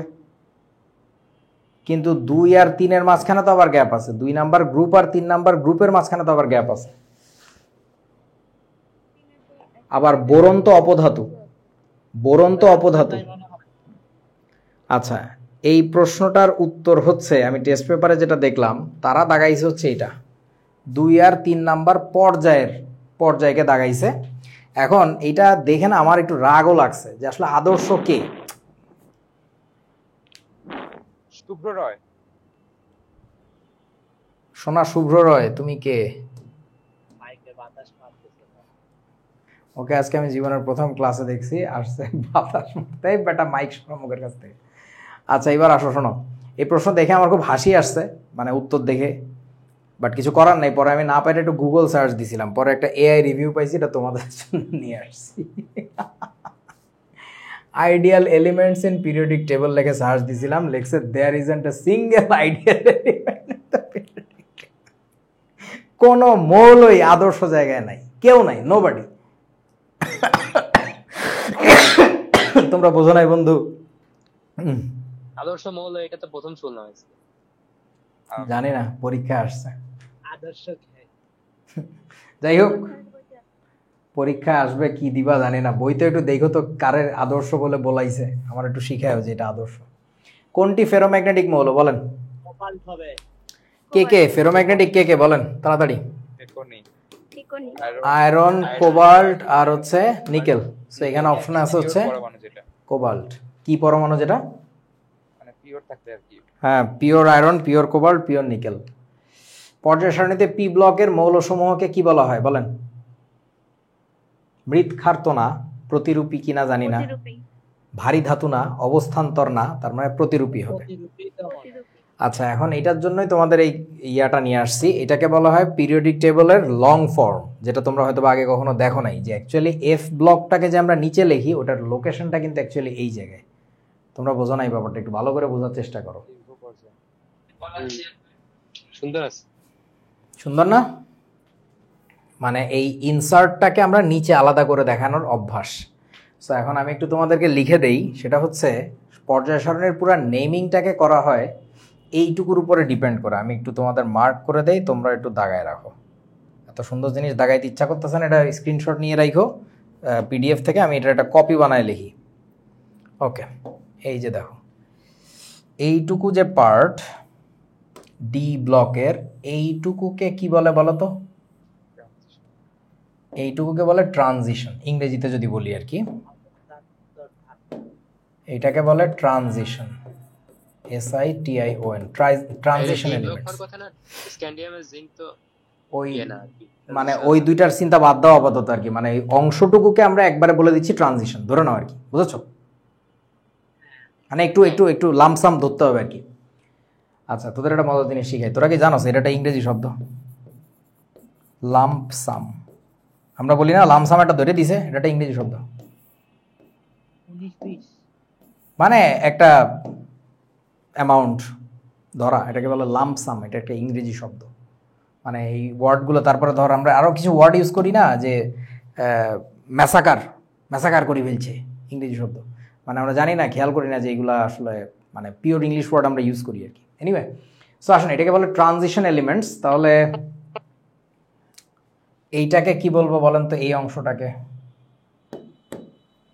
এই অংশটাকে কি বলে বলো?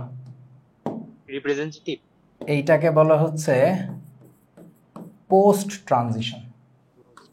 পোস্ট মানে কি? পরে না? বোঝা না? পোস্ট মানে কি? পরে না? ওইখান থেকে শব্দটা আসছে হচ্ছে পোস্ট ট্রানজিশন, মানে ট্রানজিশনের পরে যেটা আছে আর কি। একটু বুঝে নিস, হাতের লেখা ভালো না। আচ্ছা, তারপরে আমাকে একটু বলেন তো, তাহলে এইটাকে কি বলবো? Pre transition. এই অংশটুকুকে বলে হচ্ছে প্রি ট্রানজিশন।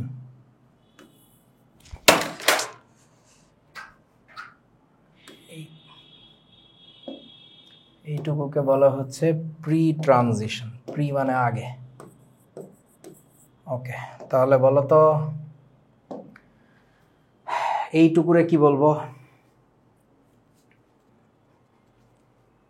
কি যেন এটা বলে, ওইটুকুই না প্রি ট্রানজিশন? ওইটা হওয়ার কথা প্রি ট্রানজিশন, আমি একটু ভুলে গেছি। আরে সেই দিন দেখলাম HSC 25-এ দেখাইছি, এটা একটু তাই তো বলবো। ওটা একটু দেখাইছি, আমি ভুলে গেছি। এগুলো ইউজ করা হয় না তো, সেই দিনই দেখলাম আর কি, ভুলে গেলাম। আচ্ছা যাই হোক, মনে নাই, সরি ব্রো, একটু দেখে নিস আর কি। আরে ভুলে গেছি। ওকে, সো চলেন, দূরও গুগল করা লাগবে না, দেখে নিস তোরা, বা সেটা বলে দিবে। আচ্ছা, কোন মৌলটি পর্যায় সারণীতে ডি ব্লক মৌলসমূহের ইলেকট্রন বিন্যাসের সাধারণ নিয়ম না মানলেও তা ডি ব্লকের অন্তর্ভুক্ত মৌল? বলেন, দেখাইছিলাম। অ্যাক্টিনিয়াম। প্যালাডিয়াম, মনে পড়ে? প্যালাডিয়ামের 4s0 থাকে। এই রে ভুলে গেছে রে, 4s0 থাকে। কারোর মনে নাই? মনে আছে? 4s তো কিছু একটা থাকার কথা, 4s মানে 5s, সরি 5s তো নিচের পর্যায়ের, 5s 0 থাকে, মানে 4d তে থাকে 10, 4d 10 5s 0 এরকম থাকে আর কি। তোমরা সান্দু এটা নিয়ে কত কথা বললাম, সব ভুলি গেলা। আসো বাবা।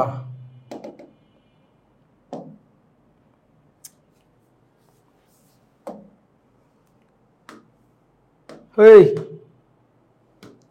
কার জানি পিডি ইলেকট্রন কনফিগারেশন প্যালাডিয়াম, এই যে 4d10 5s 0 থাকে, বুঝেছো? কারোর মনে না পড়লে কেমনে কি ভাই, আমি একা একা কথা কইতেছি। আচ্ছা তারপরে চলেন, অনেক সুন্দর সুন্দর প্রশ্ন আছে দেখি। কোন অক্সাইডটি সবচেয়ে বেশি অম্লধর্মী বলেন তো? দেখাইছিলাম না আপনাদেরকে সিরিয়ালটা, যত ডানে যাব তত অম্লধর্মী হবে, তাহলে কোনটা হবে? Cl2 O7। সিলিকন ডাইঅক্সাইড কোন ধর্মের অক্সাইড বলেন? অম্লীয়। অপধাতুর অক্সাইড অম্লীয়। কোনটি প্রশম অক্সাইড বলেন? নাইট্রিক অক্সাইড, মনে পড়ে? এটাও অম্লধর্মী। নাইট্রাস অক্সাইড, নাইট্রিক অক্সাইড হচ্ছে। এটা মনে পড়ে অম্লধর্মী। হ্যাঁ। এইটা অম্লধর্মী, এটা অম্লধর্মী। আচ্ছা কোনটি অম্লধর্মী অক্সাইড বলেন? জিঙ্ক অক্সাইড তো উভধর্মী, এটা নিরপেক্ষ। B2O3 কি জানি না, অ্যালুমিনিয়াম অক্সাইড হচ্ছে উভধর্মী, তাহলে B2O3 হবে, এটা অম্লধর্মী। অপধাতুর অক্সাইড মনে আছে, বোরন অপধাতু। আচ্ছা কোনটি উভধর্মী অক্সাইড বলেন? Aluminium oxide. উভধর্মী অক্সাইড কোনটি? Zinc oxide. কোনটি উভধর্মী অক্সাইড বলেন? Beryllium oxide. দেখছেন, উভধর্মী অক্সাইডের লিস্ট মনে রাখা লাগবে। সালফার ট্রাইঅক্সাইড কোন ধরনের অক্সাইড বলেন? অম্লধর্মী। সর্বাপেক্ষা শক্তিশালী ক্ষার কোনটি? সুন্দর প্রশ্ন। Caesium hydroxide. ধাতু যত সবল ক্ষার তত শক্তিশালী। আপনাদেরকে পরিমাণগত রসায়ন পড়ানো হয়েছে, আপনাদেরকে রাসায়নিক পরিবর্তন পড়ানো হয়েছে। ধাতু যত সবল ক্ষার তত শক্তিশালী। So sodium, potassium, rubidium, caesium. So caesium hydroxide সবচেয়ে শক্তিশালী, বুঝেছো? ভুল করা যাবে না। নাইট্রিক অ্যাসিড এবং পটাশিয়াম হাইড্রোক্সাইড উভয়ের সাথে বিক্রিয়া করে। মারাত্মক পছন্দের প্রশ্ন আমার এটা, করো তো দেখি। নাইট্রিক অ্যাসিডের সাথে বিক্রিয়া করার মানে কি? সে ক্ষার। আবার পটাশিয়াম হাইড্রোক্সাইডের সাথে বিক্রিয়া করার মানে সে হচ্ছে অ্যাসিড, মানে উভধর্মীকে। উভধর্মী হচ্ছে বেরিলিয়াম অক্সাইড আর জিঙ্ক অক্সাইড, সোডিয়াম পারঅক্সাইড তো না। সো তাহলে কারেক্ট আনসার হচ্ছে 1 আর 2। ঠিক আছে, তারপরে কি অবস্থা? কোন মৌলটি অম্লীয় অক্সাইড ও অম্লীয় হাইড্রাইড গঠন করে বলেন? অক্সাইডটাও তার অম্লীয়, হাইড্রাইডটাও তার অম্লীয়। দেখো নাইট্রোজেন। সোডিয়ামের অক্সাইড ক্ষারীয় হবে, সোডিয়ামের হাইড্রাইডের কোনো অম্লক্ষার ধর্ম নাই। ম্যাগনেসিয়াম ও ধাতু, তারও অক্সাইড ক্ষারীয় হবে, তার হাইড্রাইডের কোনো ধর্ম নাই। নাইট্রোজেনের যে, আমার কথা শুনে না রে, নাইট্রোজেনের যে অক্সাইড সেটাকে N2O5 ধরো, এটা অম্লধর্মী। আবার নাইট্রোজেনের যে হাইড্রাইড সেটা কি বলেন তো? NH3 না? এটা দেখেন আবার ক্ষার। আচ্ছা সালফারের কথা যদি বলি, সালফারের অক্সাইড ধরো সালফার ট্রাইঅক্সাইড বা ডাইঅক্সাইড অম্লধর্মী। আবার সালফারের যে তোমার হাইড্রাইড সেটা কি? H2S। প্রশ্নটা একটু পড়ি, কোন মৌলটি অম্লীয় অক্সাইড এবং অম্লীয় হাইড্রাইড গঠন করে? এইটাও অম্লীয়, এইটাও অম্লীয়, দুইটাই অম্লীয়। তার মানে কারেক্ট আনসার হচ্ছে সালফার। বুঝেছো? এইটাও খুবই সুন্দর প্রশ্ন, খুবই ভয়াবহ সুন্দর প্রশ্ন। এসব প্রশ্ন আর আসিবে না ফিরে, বাংলাদেশে সব বুলশিট প্রশ্ন আসবে। বলো তো পর্যায় সারণীতে অধাতু কয়টি? বলো তো সাধারণ তাপমাত্রায় কয়টি গ্যাস, কয়টি লাল তরল? জুতা বারবার আমার হাতে চলে আসে, বারবার আমার হাতে চলে আসে। এইটা আমার ছাত্রের মেধা যাচাইয়ের মাধ্যম? ছাগল। ও একটা টিচারের চাকরি পাইছে, ও টিচার প্রশ্ন করতেছে, ওকে বোর্ড দায়িত্ব দিছে, শালা অশিক্ষিত দল। এইগুলার ব্যাসার্ধের সঠিক ক্রম কোনটা? আপনাদেরকে বলছি না, চার্জ যত পজিটিভ, মানে যদি একই পর্যায়ে হয়ে থাকে, চার্জ যত পজিটিভ হবে আকার কি হবে? তত ছোট। যত নেগেটিভ তত আকার বড়। সহজ জিনিস। সো এখানে কি হবে বলেন? এটা 12, এটা 11, এটা 10, এটা 9, একেবারে সিরিয়ালি বসাই দিবা। ফ্লোরিন, নিয়ন, এই যে এটাই। কোনটা গনা? এই উল্টা হয়ে গেছে। কোনটা কোনটা কোনটা কোনটা কোনটা? 9 কোনটা মেলে? 9, 10, 11, 12 এইটা মেলে। এই যে খ নাম্বার। বুঝতে পারছিস কি? F- কি নিয়ন থেকে বড় না? ও এখানে আবার উল্টা করে দিছে, দেখছো নি? খেয়াল করিনি। ব্যর্থবোধক দিচ্ছে। ব্যর্থবোধক দিছে না, তাহলে আমাদের টাইপিং এ ভুল হয়েছে। কোনটা ঘ হবে? এফ মাইনাসের তো আকার ছোট না, তো এফ মাইনাসের আকার আরো বড়। আর খ তো একই। ক আর ঘ একই না? কেমনে ক আর ঘ একই? এখানে ম্যাগনেসিয়াম 2+ সবচেয়ে বড় দেওয়া, এখানে তো এই ক নাম্বারে আমাদের এখানে যদি টাইপিং ভুল আছে ধরে নেই, যদি ধরে নেই, এটা মুছে দিলাম, তাহলে বলেন কোনটা কারেক্ট আনসার এবার? তাহলে বি হবে। হ্যাঁ এইটাই। এই টাইপিং এ ভুল হয়েছে, একটু ঠিক করে দিতে বলিস তো শ্বেতাব চন্দ্র, এইখানে ঝামেলা হয়েছে আর কি। ওকে, নিচের কোনটির আকার সবচেয়ে বড় বলো? Sodium plus, magnesium 2+, O2 minus, F minus, কোনটা আকার সবচেয়ে বড়? O2 minus. আচ্ছা, আকারের ক্ষেত্রে কোন সম্পর্কটি সঠিক বলেন? ক নাম্বারই তো সঠিক। Na প্লাসের আকার ছোট না? আরে ক নাম্বারই তো সঠিক, বুঝতে পারছিস? আচ্ছা, জি স্যার। কোন আয়নটি আকারে বড় বলেন? N3 minus. কোনটির আয়নিক ব্যাসার্ধ বড় বলো? ক্যালসিয়াম। ক্যালসিয়াম 2+। Potassium plus. ক্যালসিয়ামেরও বামে না পটাশিয়াম? বোঝো নাই বন্ধু, পর্যায় সারণী খুব দ্রুত মনের মধ্যে আসতে হবে।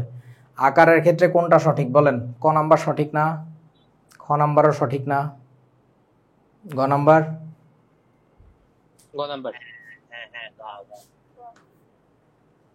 কোনটির মধ্যে কর্ণ সম্পর্ক রয়েছে? এই যে কর্ণ সম্পর্ক, দেখো কোনটার মধ্যে রয়েছে? বেরিলিয়াম আর সিলিকন। বেরিলিয়াম কই পাইলি? Boron, silicon. এই গাধারে।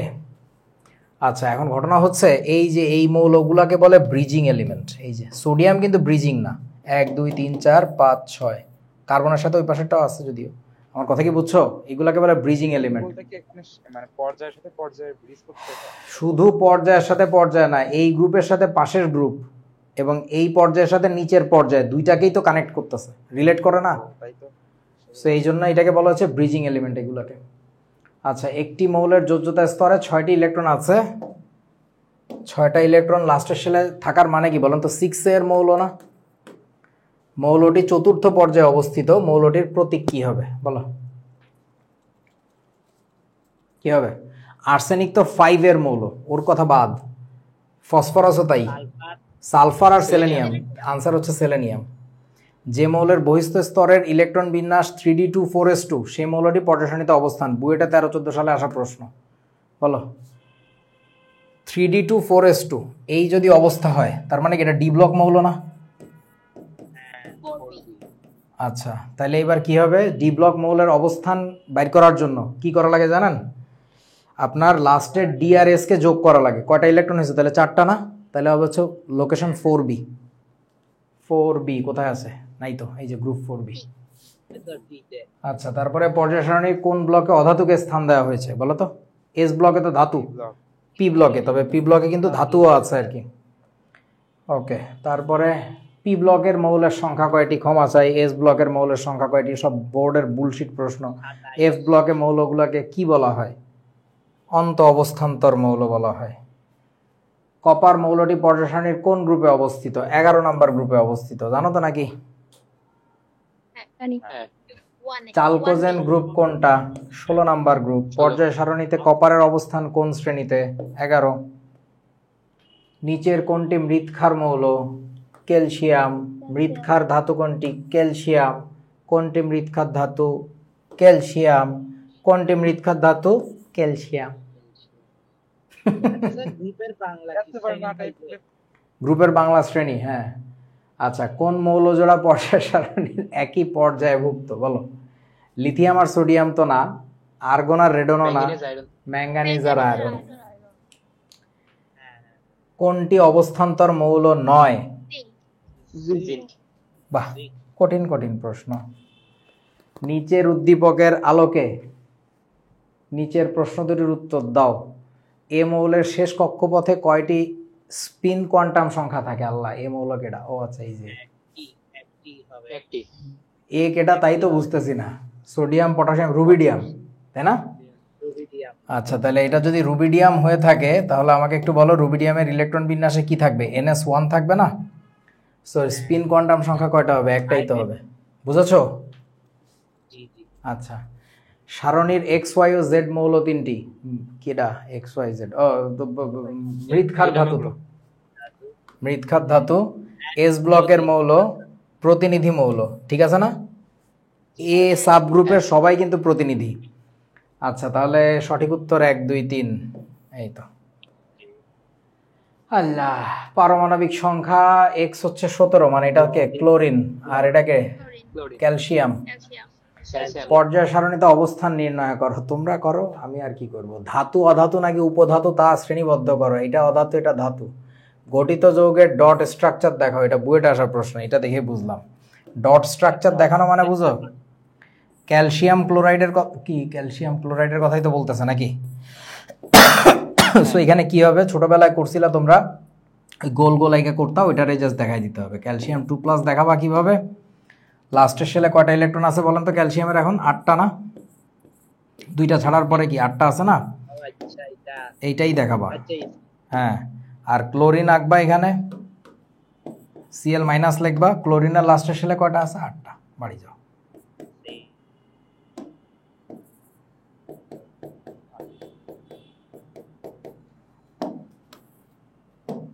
এই যে শেষ।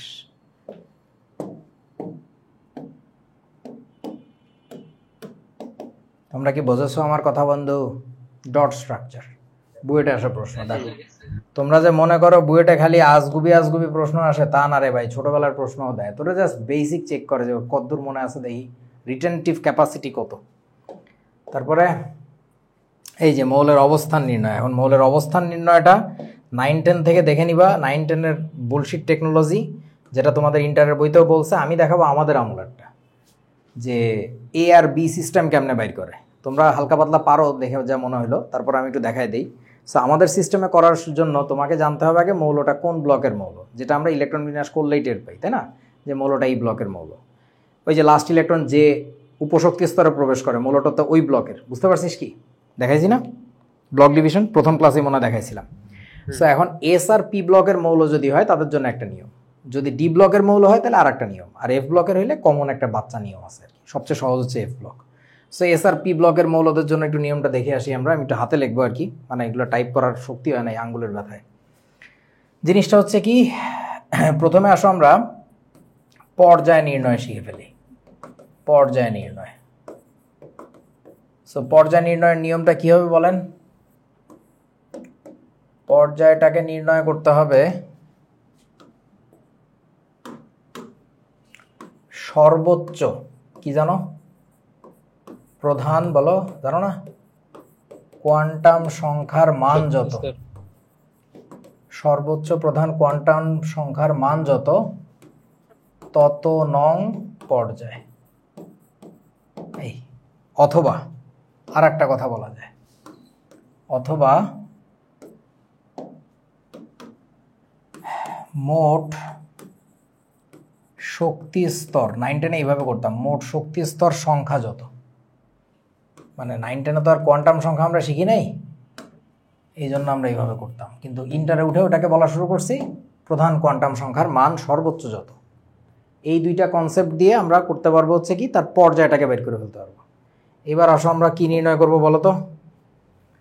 এবার আমরা বের করব কোনো একটা মৌলের গ্রুপ। এটা কাদের জন্য নিয়ম বলতেছি মনে আছে আপনাদের? হয় এস অথবা পি ব্লক মৌলের জন্য। সো গ্রুপ নির্ণয় করতে গেলে এখন কি করা লাগবে আমাদের? সেটা হচ্ছে সর্বশেষ শক্তি স্তরের মোট ইলেকট্রন সংখ্যা যত, তত এ গ্রুপ। শেষ, আর কোনো কিছু লাগবে না, এতই সহজ। তোমাদের ওই যে শিখাইছে না কি জানি, ইলেকট্রন বিন্যাস করে যদি লাস্টে এস পাও, পি কি কি জানি বুলশিট যে বলে রে বাবা, এস পাইলে 10 যোগ করতে হবে, তার সাথে 10 12 14 15 যোগ করো, মানে পি পাইলে 10 যোগ করতে হবে। কি একটা অবস্থা, কিচ্ছু লাগবে না, জাস্ট এটাই। ইনফ্যাক্ট শুধু তাই না, এই যে প্রথমের যে অংশটুকু লিখছি না, এই যে পর্যায় নির্ণয়, এই পর্যায় নির্ণয়ের এই যে নিয়মটা, এটা ইউনিভার্সাল। এটা ডি ব্লক না, ডি ব্লকেরও নিয়ম তাই, এটা এফ ব্লকেরও নিয়ম, তাই বাড়ি যা। তোরা মানে বুঝোস না এই জিনিসটা কত সহজ ছিল আমাদের সময়। বুঝছি। আসো, তুমি যে কোনো একটা মৌল দাও, আমি করে দিতেছি। ধরো বাচ্চা জিনিস দিয়ে দেখাই, সোডিয়াম। সোডিয়াম কয়েক বেটা বলদ, কপার কি তোর ডি ব্লক মৌল নাকি? এই এস আর পি ব্লক নাকি? চান্দির উপরে কি লেখা চোখে দেখো? সারি সারি সারি সারি বলদ, কথাবার্তা কয় হিসাব নাই গাধা। দেখ 1s2 2s2 2p6 3s কত 1। এখানে দেখেন তো সর্বোচ্চ প্রধান কোয়ান্টাম সংখ্যার মান কত? 3 না? অতএব হয়ে গেছে তৃতীয় পর্যায়। হ্যাঁ, এবার দেখো তো লাস্টের শেলের ইলেকট্রন সংখ্যা কত? একটা। তাহলে কি লিখবো? 1 কি এ গ্রুপ। একেবারে সহজ। এই মানে এর চেয়ে বেশি কিছুই করা লাগতো না আমাদের। জীবন এতই সহজ ছিল, এতই সুন্দর ছিল। তুমি এবার চলো আর একজনেরটা দেখে আসো, ক্লোরিনেরটা একটু দেখে আসো, না দেখলে কেমন হয়। কি হবে? 1s2 2s2 2p6 3s2 3p কত 5। সো এবার কি করবা? সর্বোচ্চ প্রধান কোয়ান্টাম সংখ্যা কত? 3। তার মানে কি বলবো? অতএব তৃতীয় পর্যায় হইল। তারপরে এবার দেখো তো লাস্টের শেলে ইলেকট্রন টোটালি কটা? এখানে 2টা, এখানে 5টা, টোটালি কত? 7। তার মানে তুমি বলে দিবা এটা 7 এ। বাড়ি যাও, শেষ। 7 এ গ্রুপ। এখন তোমাদের যদি টেকনোলজি লাগে যে হ্যাঁ ভাই আমাদের সময় তো এগুলো আর লাগবে না, আপনাদের কি এখনও লাগে? ভর্তি পরীক্ষার প্রশ্ন দেখো এই এবি সিস্টেমে দেয় কিনা, তারপরে আমার এসে কইও। আমার জাস্ট স্লাইড বানানো হয়ে গেছিলো, পিডিএফ লক করে ফেলছি, এই কারণে আমি আর কিছু করি নাই। আদারওয়াইজ আমি তোমাদের এই যে 22-23 সালেও যে বুয়েটের প্রশ্ন আসছে সেই প্রশ্নের মতো দেখা গেছে এইভাবে এ আর বি সিস্টেমে দেয়। এটা না শিখলে মহা বড় বিপদ আছে, ঠিক আছে? আর এটা শিখতে পারলে তারপরে তোমাদের গ্রুপ কেমনে বের করবা? 7 হইলে 17, বোঝো নাই? আমাদের 7 হইলে তোমাদের কত? 17। আমাদের যদি আসে 5 তাহলে তোমাদের কত? 15। 10 যোগ করা লাগবে, বোঝো নাই? 1-2 এর পরে গেলে 10 যোগ করে দিবা। আচ্ছা, তারপর আর একটা মৌল বলো, যে কোনো একটা মৌল বলো। কারে দেখতেছ বলো? ধরো নাইট্রোজেনকে ধরছি আমি, নাইট্রোজেন বলেন কি হবে? 1s2 2s2 2p3। সর্বোচ্চ প্রধান কোয়ান্টাম সংখ্যা কত আছে? 2। প্রধান কোয়ান্টাম সংখ্যা বুঝছস তো? সামনের যে নাম্বারটা কি বিপদ? হ্যাঁ। আচ্ছা, তার মানে কি অতএব কোন পর্যায়ে বলেন তো? দ্বিতীয় পর্যায়ে। দ্বিতীয় পর্যায়ে হয়ে গেল। এবার দেখো তো লাস্টের শেলে ইলেকট্রন কটা? 2 আর 3 5। তার মানে কি বলবো এটারে? 5a group. 5A। তোমরা বুঝতেছো না জীবনটা কত সহজ ছিল? আমরা যুক্তি নিয়ে খেলতাম, এই ফালতু জিনিসপত্র নিয়ে মারামারি করতাম না। That's it. বুঝেছো? Just make sure one thing, মৌলটা এস অথবা পি ব্লক, অর্থাৎ লাস্টের ইলেকট্রনটা এসে ঢোকে অথবা পিতে ঢোকে, তাইলেই হয়েছে খেলা। এইবার আসো বন্ধু ডিতে একটু যাই। ডি ব্লকের ক্ষেত্রে পর্যায় নির্ণয়ের তো নিয়ম বললাম একই, ইউনিভার্সাল রুল, ঠিক আছে? এটাতে বলার কিছু নাই তোমাকে আমার নতুন করে। এখন আমরা কি দেখবো বলেন তো? গ্রুপ নির্ণয়টা দেখে ফেলি। হ্যাঁ, গ্রুপ নির্ণয়। তাহলে এখানে লিখে দেই গ্রুপ, ওই হাতের লেখা বুঝে নিস। সো এদের ক্ষেত্রে নিয়মটা একটু জটিল লাগতে পারে প্রথমে, একটু যদি মন দাও তাহলে মজা লাগবে আর কি। আগের বার আমরা কি করছিলাম? লাস্টের শেলের টোটাল ইলেকট্রন নাম্বার দেখছিলাম না? লাস্টের শেলে যতগুলো টোটাল ইলেকট্রন ছিল তত এ গ্রুপ ছিল, মনে আছে আপনাদের? আর এবার করতে হবে কি, শুধুমাত্র লাস্ট শেল দেখা যাবে না, লাস্ট এবং তার আগেরটা দেখতে হবে। তাহলে কি করতে হবে? সর্বশেষ DOS অরবিটালের, অরবিটাল মানে উপশক্তি স্তর আর কি, অরবিটালের মোট, একটু ছোট ছোট করে লিখি, ইলেকট্রন সংখ্যা যত তত বি গ্রুপ। এটাকে আর এ বলা যাবে না, এটাকে বলতে হবে বি গ্রুপ। কিছু মনে হয় বোঝো নাই?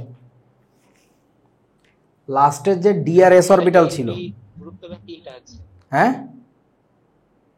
8 বিটের গ্রুপ তো 3টা, ওখানে কি হবে? আরে বেটা এইটা বুঝছস কিনা তাই কো, আমার লেখাটা বুঝছস কিনা আমি দেখাই দিব তো। সর্বশেষ ডিআরএস অরবিটালের টোটাল যে ইলেকট্রন সংখ্যা যত হবে তত বি গ্রুপ। এবার সর্বশেষ ডিওএস অরবিটালের মোট ইলেকট্রন সংখ্যা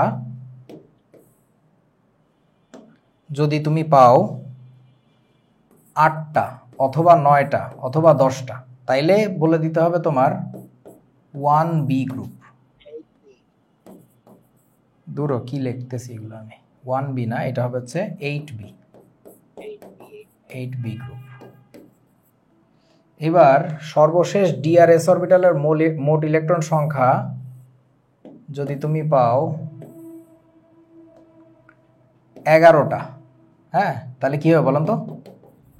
1B গ্রুপ। 1B আর তারপরেরটা কি হবে? 12টা হইলে বলবা 2B গ্রুপ। এটা দেখে কঠিন লাগতেছে না? তুমি একটু মনে মনে পজিশনটা কল্পনা করে দেখো তো বোঝা যাচ্ছে কিনা। 8B যে গ্রুপটা, তার জন্য কলাম ছিল কয়টা? আমাদের 3টা কলাম ছিল না? প্রথম কলাম আয়রনের, তারপরটা কোবাল্টের, তারপরটা নিকেলের। সো আয়রনের ক্ষেত্রে দেখবা লাস্টে 8টা ইলেকট্রন থাকে, কোবাল্টের ক্ষেত্রে 9টা। বুঝিস নাই আমার কথা? কেউ বোঝে না? কি বোঝে না? কেউ তো কোনো কথা কয় না, আমি একা একা কইতেছি মিনমিন করে। বুঝছি বুঝছি বুঝছি, অনুভূতি নাই। আচ্ছা, সো যদি 11টা ইলেকট্রন হয় তাহলে 1B হয়ে যাবে, কারণ ঠিক তার পরের গ্রুপটা 8B এর পরেই ছিল 1B। 12টা ইলেকট্রন হওয়ার মানে তার ঠিক পাশেরটা হবে। মানে খুবই ইনটুইটিভ একটা মেথড ছিল। আমি জানি না, ভালো না লাগলে নাও লাগতে পারে, বাট আমাদের সময় আমরা এইভাবে করতাম আর কি। ওকে, মানে আন্তর্জাতিকভাবে এইভাবে করে AB দিয়ে। কি বাংলা আমাকে বইতে ঢুকাইছে 11 নম্বর 12 নম্বর গ্রুপ। আচ্ছা, তাহলে এবার ধরেন কারো একজনেরটা দেখি, আয়রনেরটা একটু দেখে আসি। আয়রনেরটা দেখার আগে অন্য কারোটা দেখি। ভ্যানাডিয়াম দেখো, ধরো ভ্যানাডিয়াম কত? এই দূর, আর্গন। আর্গন মাইরা দিই। আর্গনের পরে কি আছে? 3D, তারপরে আছে হচ্ছে 4s। তো 18 পরে 2 20 আর 3 23, তাই না? সো এবার দেখো এর সর্বোচ্চ তোমার কোয়ান্টাম নাম্বার কত? প্রধান কোয়ান্টাম নাম্বার 4। তার মানে অতএব কোন পর্যায়ে বলেন তো? 4th পর্যায়ে, স্যার মানে 4 নাম্বার পর্যায়ে আর কি। তার মানে 4র্থ পর্যায়ে হইল। এইবার দেখো তো, এটা তো লাস্ট ইলেকট্রন কোথায় ঢুকছে? ডিতে ঢুকছে, তার মানে ডি ব্লকের মৌল। এবার আর এস আর পি সিস্টেমে যাওয়া যাবে না। এবার কি করতে হবে? এই দুইটাকে যোগ করতে হবে। তাহলে 3 আর 2 5, 5 হলে কি হওয়ার কথা বলেন তো?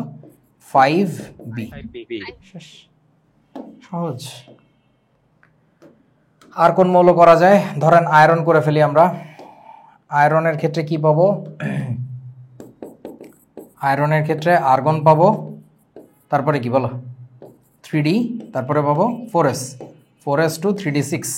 তাহলে সর্বোচ্চ প্রধান কোয়ান্টাম সংখ্যা যেহেতু 4, তার মানে সে হচ্ছে 4র্থ পর্যায়ে, তাই না? 4র্থ পর্যায়ে হইল। আর কোন গ্রুপে পড়বে? 4 আর 2 6, সরি 6 আর 2 8। এই যে 8 9 10, এই তিনটা হইলে কি বলে দিই আমরা? 8B। এতই সহজ। তারপরে বলো কাকে দেখতে চাও এবার? ধরো তুমি জিঙ্ককে দেখতে চাও বা কপারকে দেখতে চাও, যারা দেখতে মন চায় দেখে ফেলো। হায় রে, কপি হইতেছে না। এই যে হইছে। আমি ধরো কপারকে দেখিতে চাই, তাহলে কপার কি হবে? আর্গনের পরে 3D 10 আর 4s কত? 0। তাহলে এবার বলো, তার যেহেতু 4 আছে, তার মানে সরি কি আবল তাবল, 4s এ 1। তাহলে এবার বলেন কি অবস্থা তার? লাস্ট শেলে এই টোটাল ইলেকট্রন কটা আছে? 11টা। 11টা থাকলে কি হবে? 1B। 1B বুঝেছো বন্ধুগণ? বুঝছি। এভাবেই করিতে হইবে। এবার আসো এফ ব্লকেরটা, তোমরা একটা বুদ্ধি বলো তো। এই যে আমি পর্যায় নাম্বার বলে দিছি, গ্রুপ নাম্বারটা কেমনে বের করবো বলো? তো 3B তেই থাকবে। এদের সবার গ্রুপ হচ্ছে 3B। গ্রুপ নির্ণয়ের কোনো দরকার নাই। তোমরা কি আমার কথা বোঝো নাই? বুঝছি। বুঝছিস তো? মানে পুরা জিনিসটাই তো 3B-তে আছে। সো এই ক্লাস শেষ, টাটা, বাড়ি যাও। আজকে একদিনে তোমরা 2 বাড়ি দিলা, তাইলে তোমাদের ইয়া করা লাগবে না। ওই যে আমার যে রেকর্ডটা দিয়ে দেওয়ার কথাটা দেওয়া লাগবে না। পরের ক্লাস থেকে আবার নতুন থিওরি শুরু হবে। Thank you. আজকে এক বাড়িতে অনেক কিছু হয়ে গেল আর কি। আর মানে স্যার ঈদের পরে যে ক্লাসটা হওয়ার কথা হ্যাঁ। ছিল, ওটা 45 মিনিটে শেষ হয়ে যেত। 45 মিনিটও তো লাগতো না। অবশ্য লাগতো, কারণ ততদিনে তোরা অনেক কিছু ভুলে যাইতি, আমার আবার নতুন করে মনে করায় দেওয়া লাগতো। আল্লাহ বাঁচাইছে, আজকে হয়ে গেছে। আল্লাহ যা করে ভালোর জন্য করে। আর আজকে কি মনে করে, আমি দুপুরের মধ্যে ওই স্লাইডটাও বানায় ফেলছিলাম। দেখি একটু স্লাইডটা ডাগায় রাখি আর কি। ওকে, সো সবাইকে ঈদ মোবারক। ত্যাগের মহিমায় উজ্জ্বল হোক তোমার ঈদ। আসলেই ত্যাগ করা কাকে বলে এটা শেখো। আর আমি জানি না তোমাদের ঈদের খুতবা বা নামাজের খুতবা তোমাদের অন্তরে কেমন লাগে। আমার খুব লাগে। হজরত ইব্রাহিম আলাইহিস সালামের উপরে আল্লাহ যে পরীক্ষাটা নিছিল, এরকম ধৈর্যের পরীক্ষা তো আর কোনো মানুষকে নিছে বলে আমার মনে হয় না। এই কারণে আমরা নামাজেও মনে হয় তার প্রতি দুরূদ পাঠ করি। তো ব্যাপারটা হচ্ছে যে এই ধৈর্যের পরীক্ষা আল্লাহ তাদেরকেই নেন যাদেরকে উনি সবচেয়ে বেশি ভালোবাসেন। আজকে ওই যে একটা ভিডিও একটু আগে আমি তোদের ক্লাস শুরু করার আগেই শেয়ার করছি, দেখছিস কিনা? ওই যে গরুর ব্যাপারী, ওই ছেলেটা আরিফ নাম, ওরও নাম আরিফ, ওর বাবা মারা গেছে, যে দেখছিস? আজকেরই তো ঘটনা মনে হয়। সো এই টাইপের পরীক্ষা জীবনে আসবে, কোনো পরীক্ষায় হেরে হ্যাঁ, যেও না। নিশ্চয়ই। পরীক্ষায় হেরে যায় না, এই যে হৃদয় এখন নাকি হাসপাতালে আম্মু সেবা যত্ন করতেছে, এগুলো জীবনে আসবে। কত ছেলের কত মেয়ের যে আমি কত দুর্দশা দেখছি রে ভাই, আমার নিজের জীবনেরটা বাদই দিলাম। সো যত বেশি আমি এই দুর্দশা মানুষের দেখি তত নিজেরটাকে ফিকে বলে মনে হয়। তুমি হজরত ইব্রাহিম আলাইহিস সালামের উপরে আল্লাহর নেওয়ার যে পরীক্ষাটা, স্যাক্রিফাইসের পরীক্ষা, এটা যদি দেখো তখন তোমার জীবনের যে কোনো কষ্ট বিলীন হয়ে যাবে। সো আমরা যে কষ্টগুলো পাই সেগুলো নর্মালি আমাদের একেবারেই ব্যক্তিগত থাকে। আমি এটা পাইলাম না, আমি ওটা করতে পারলাম না, আমার এটা হইল না, আমার একটা বিশ্ববিদ্যালয়ের চান্স ভালো মতো হইল না, আমার ওই লাল জামাটা হইল না। হজরত ইব্রাহিমের ব্যাপারটা কিন্তু এরকম ছিল না, মানে that was totally for Allah and ইসলাম, যে আমাকে একটা ছেলে দাও, যে ছেলেকে যেন আমি ইসলাম প্রচারে তোমার তোমার সেবাদানের জন্য আমি তাকে লাগাইতে পারি, কাজে লাগাইতে পারি। ফোলা একটা দিছে যে 80 না 84 বছর বয়সে দিছিল না, কি হাস্যকর একটা ব্যাপার। দেওয়ার পরে আবার একটু ফোলাটা ডাগর হয়েছে, কয় যে ইতারে নির্দি জবাই দে আমার নামে, seriously. But he also did it, he went for that. So এইটাই আল্লাহর নিয়ামত, বরকত, যে তোমাকে পরীক্ষা করবে, পরীক্ষা তুমি ফেল করতে পারবে না, যখন উপযুক্ত সময় হবে he will give you the return in 1000 folds, মানে 1000 গুণে, লক্ষ গুণে। তার কাছে তার অভাব নাই, সে যা ইচ্ছা তাই দিতে পারবে। সো আমার মনে হয় তোমাদের সবার ঈদে যেন এই জিনিসটা কলিজার মধ্যে ঢুকে যায়, যে তুমি যেন এরকম স্যাক্রিফাইস করতে পারো, এবং স্যাক্রিফাইসের ফলাফলটা আল্লাহ অনেক বেশি বড় দেয়। আল্লাহ হাফেজ, ঈদ মোবারক। ঠিক আছে, ঈদ মোবারক স্যার। ওকে।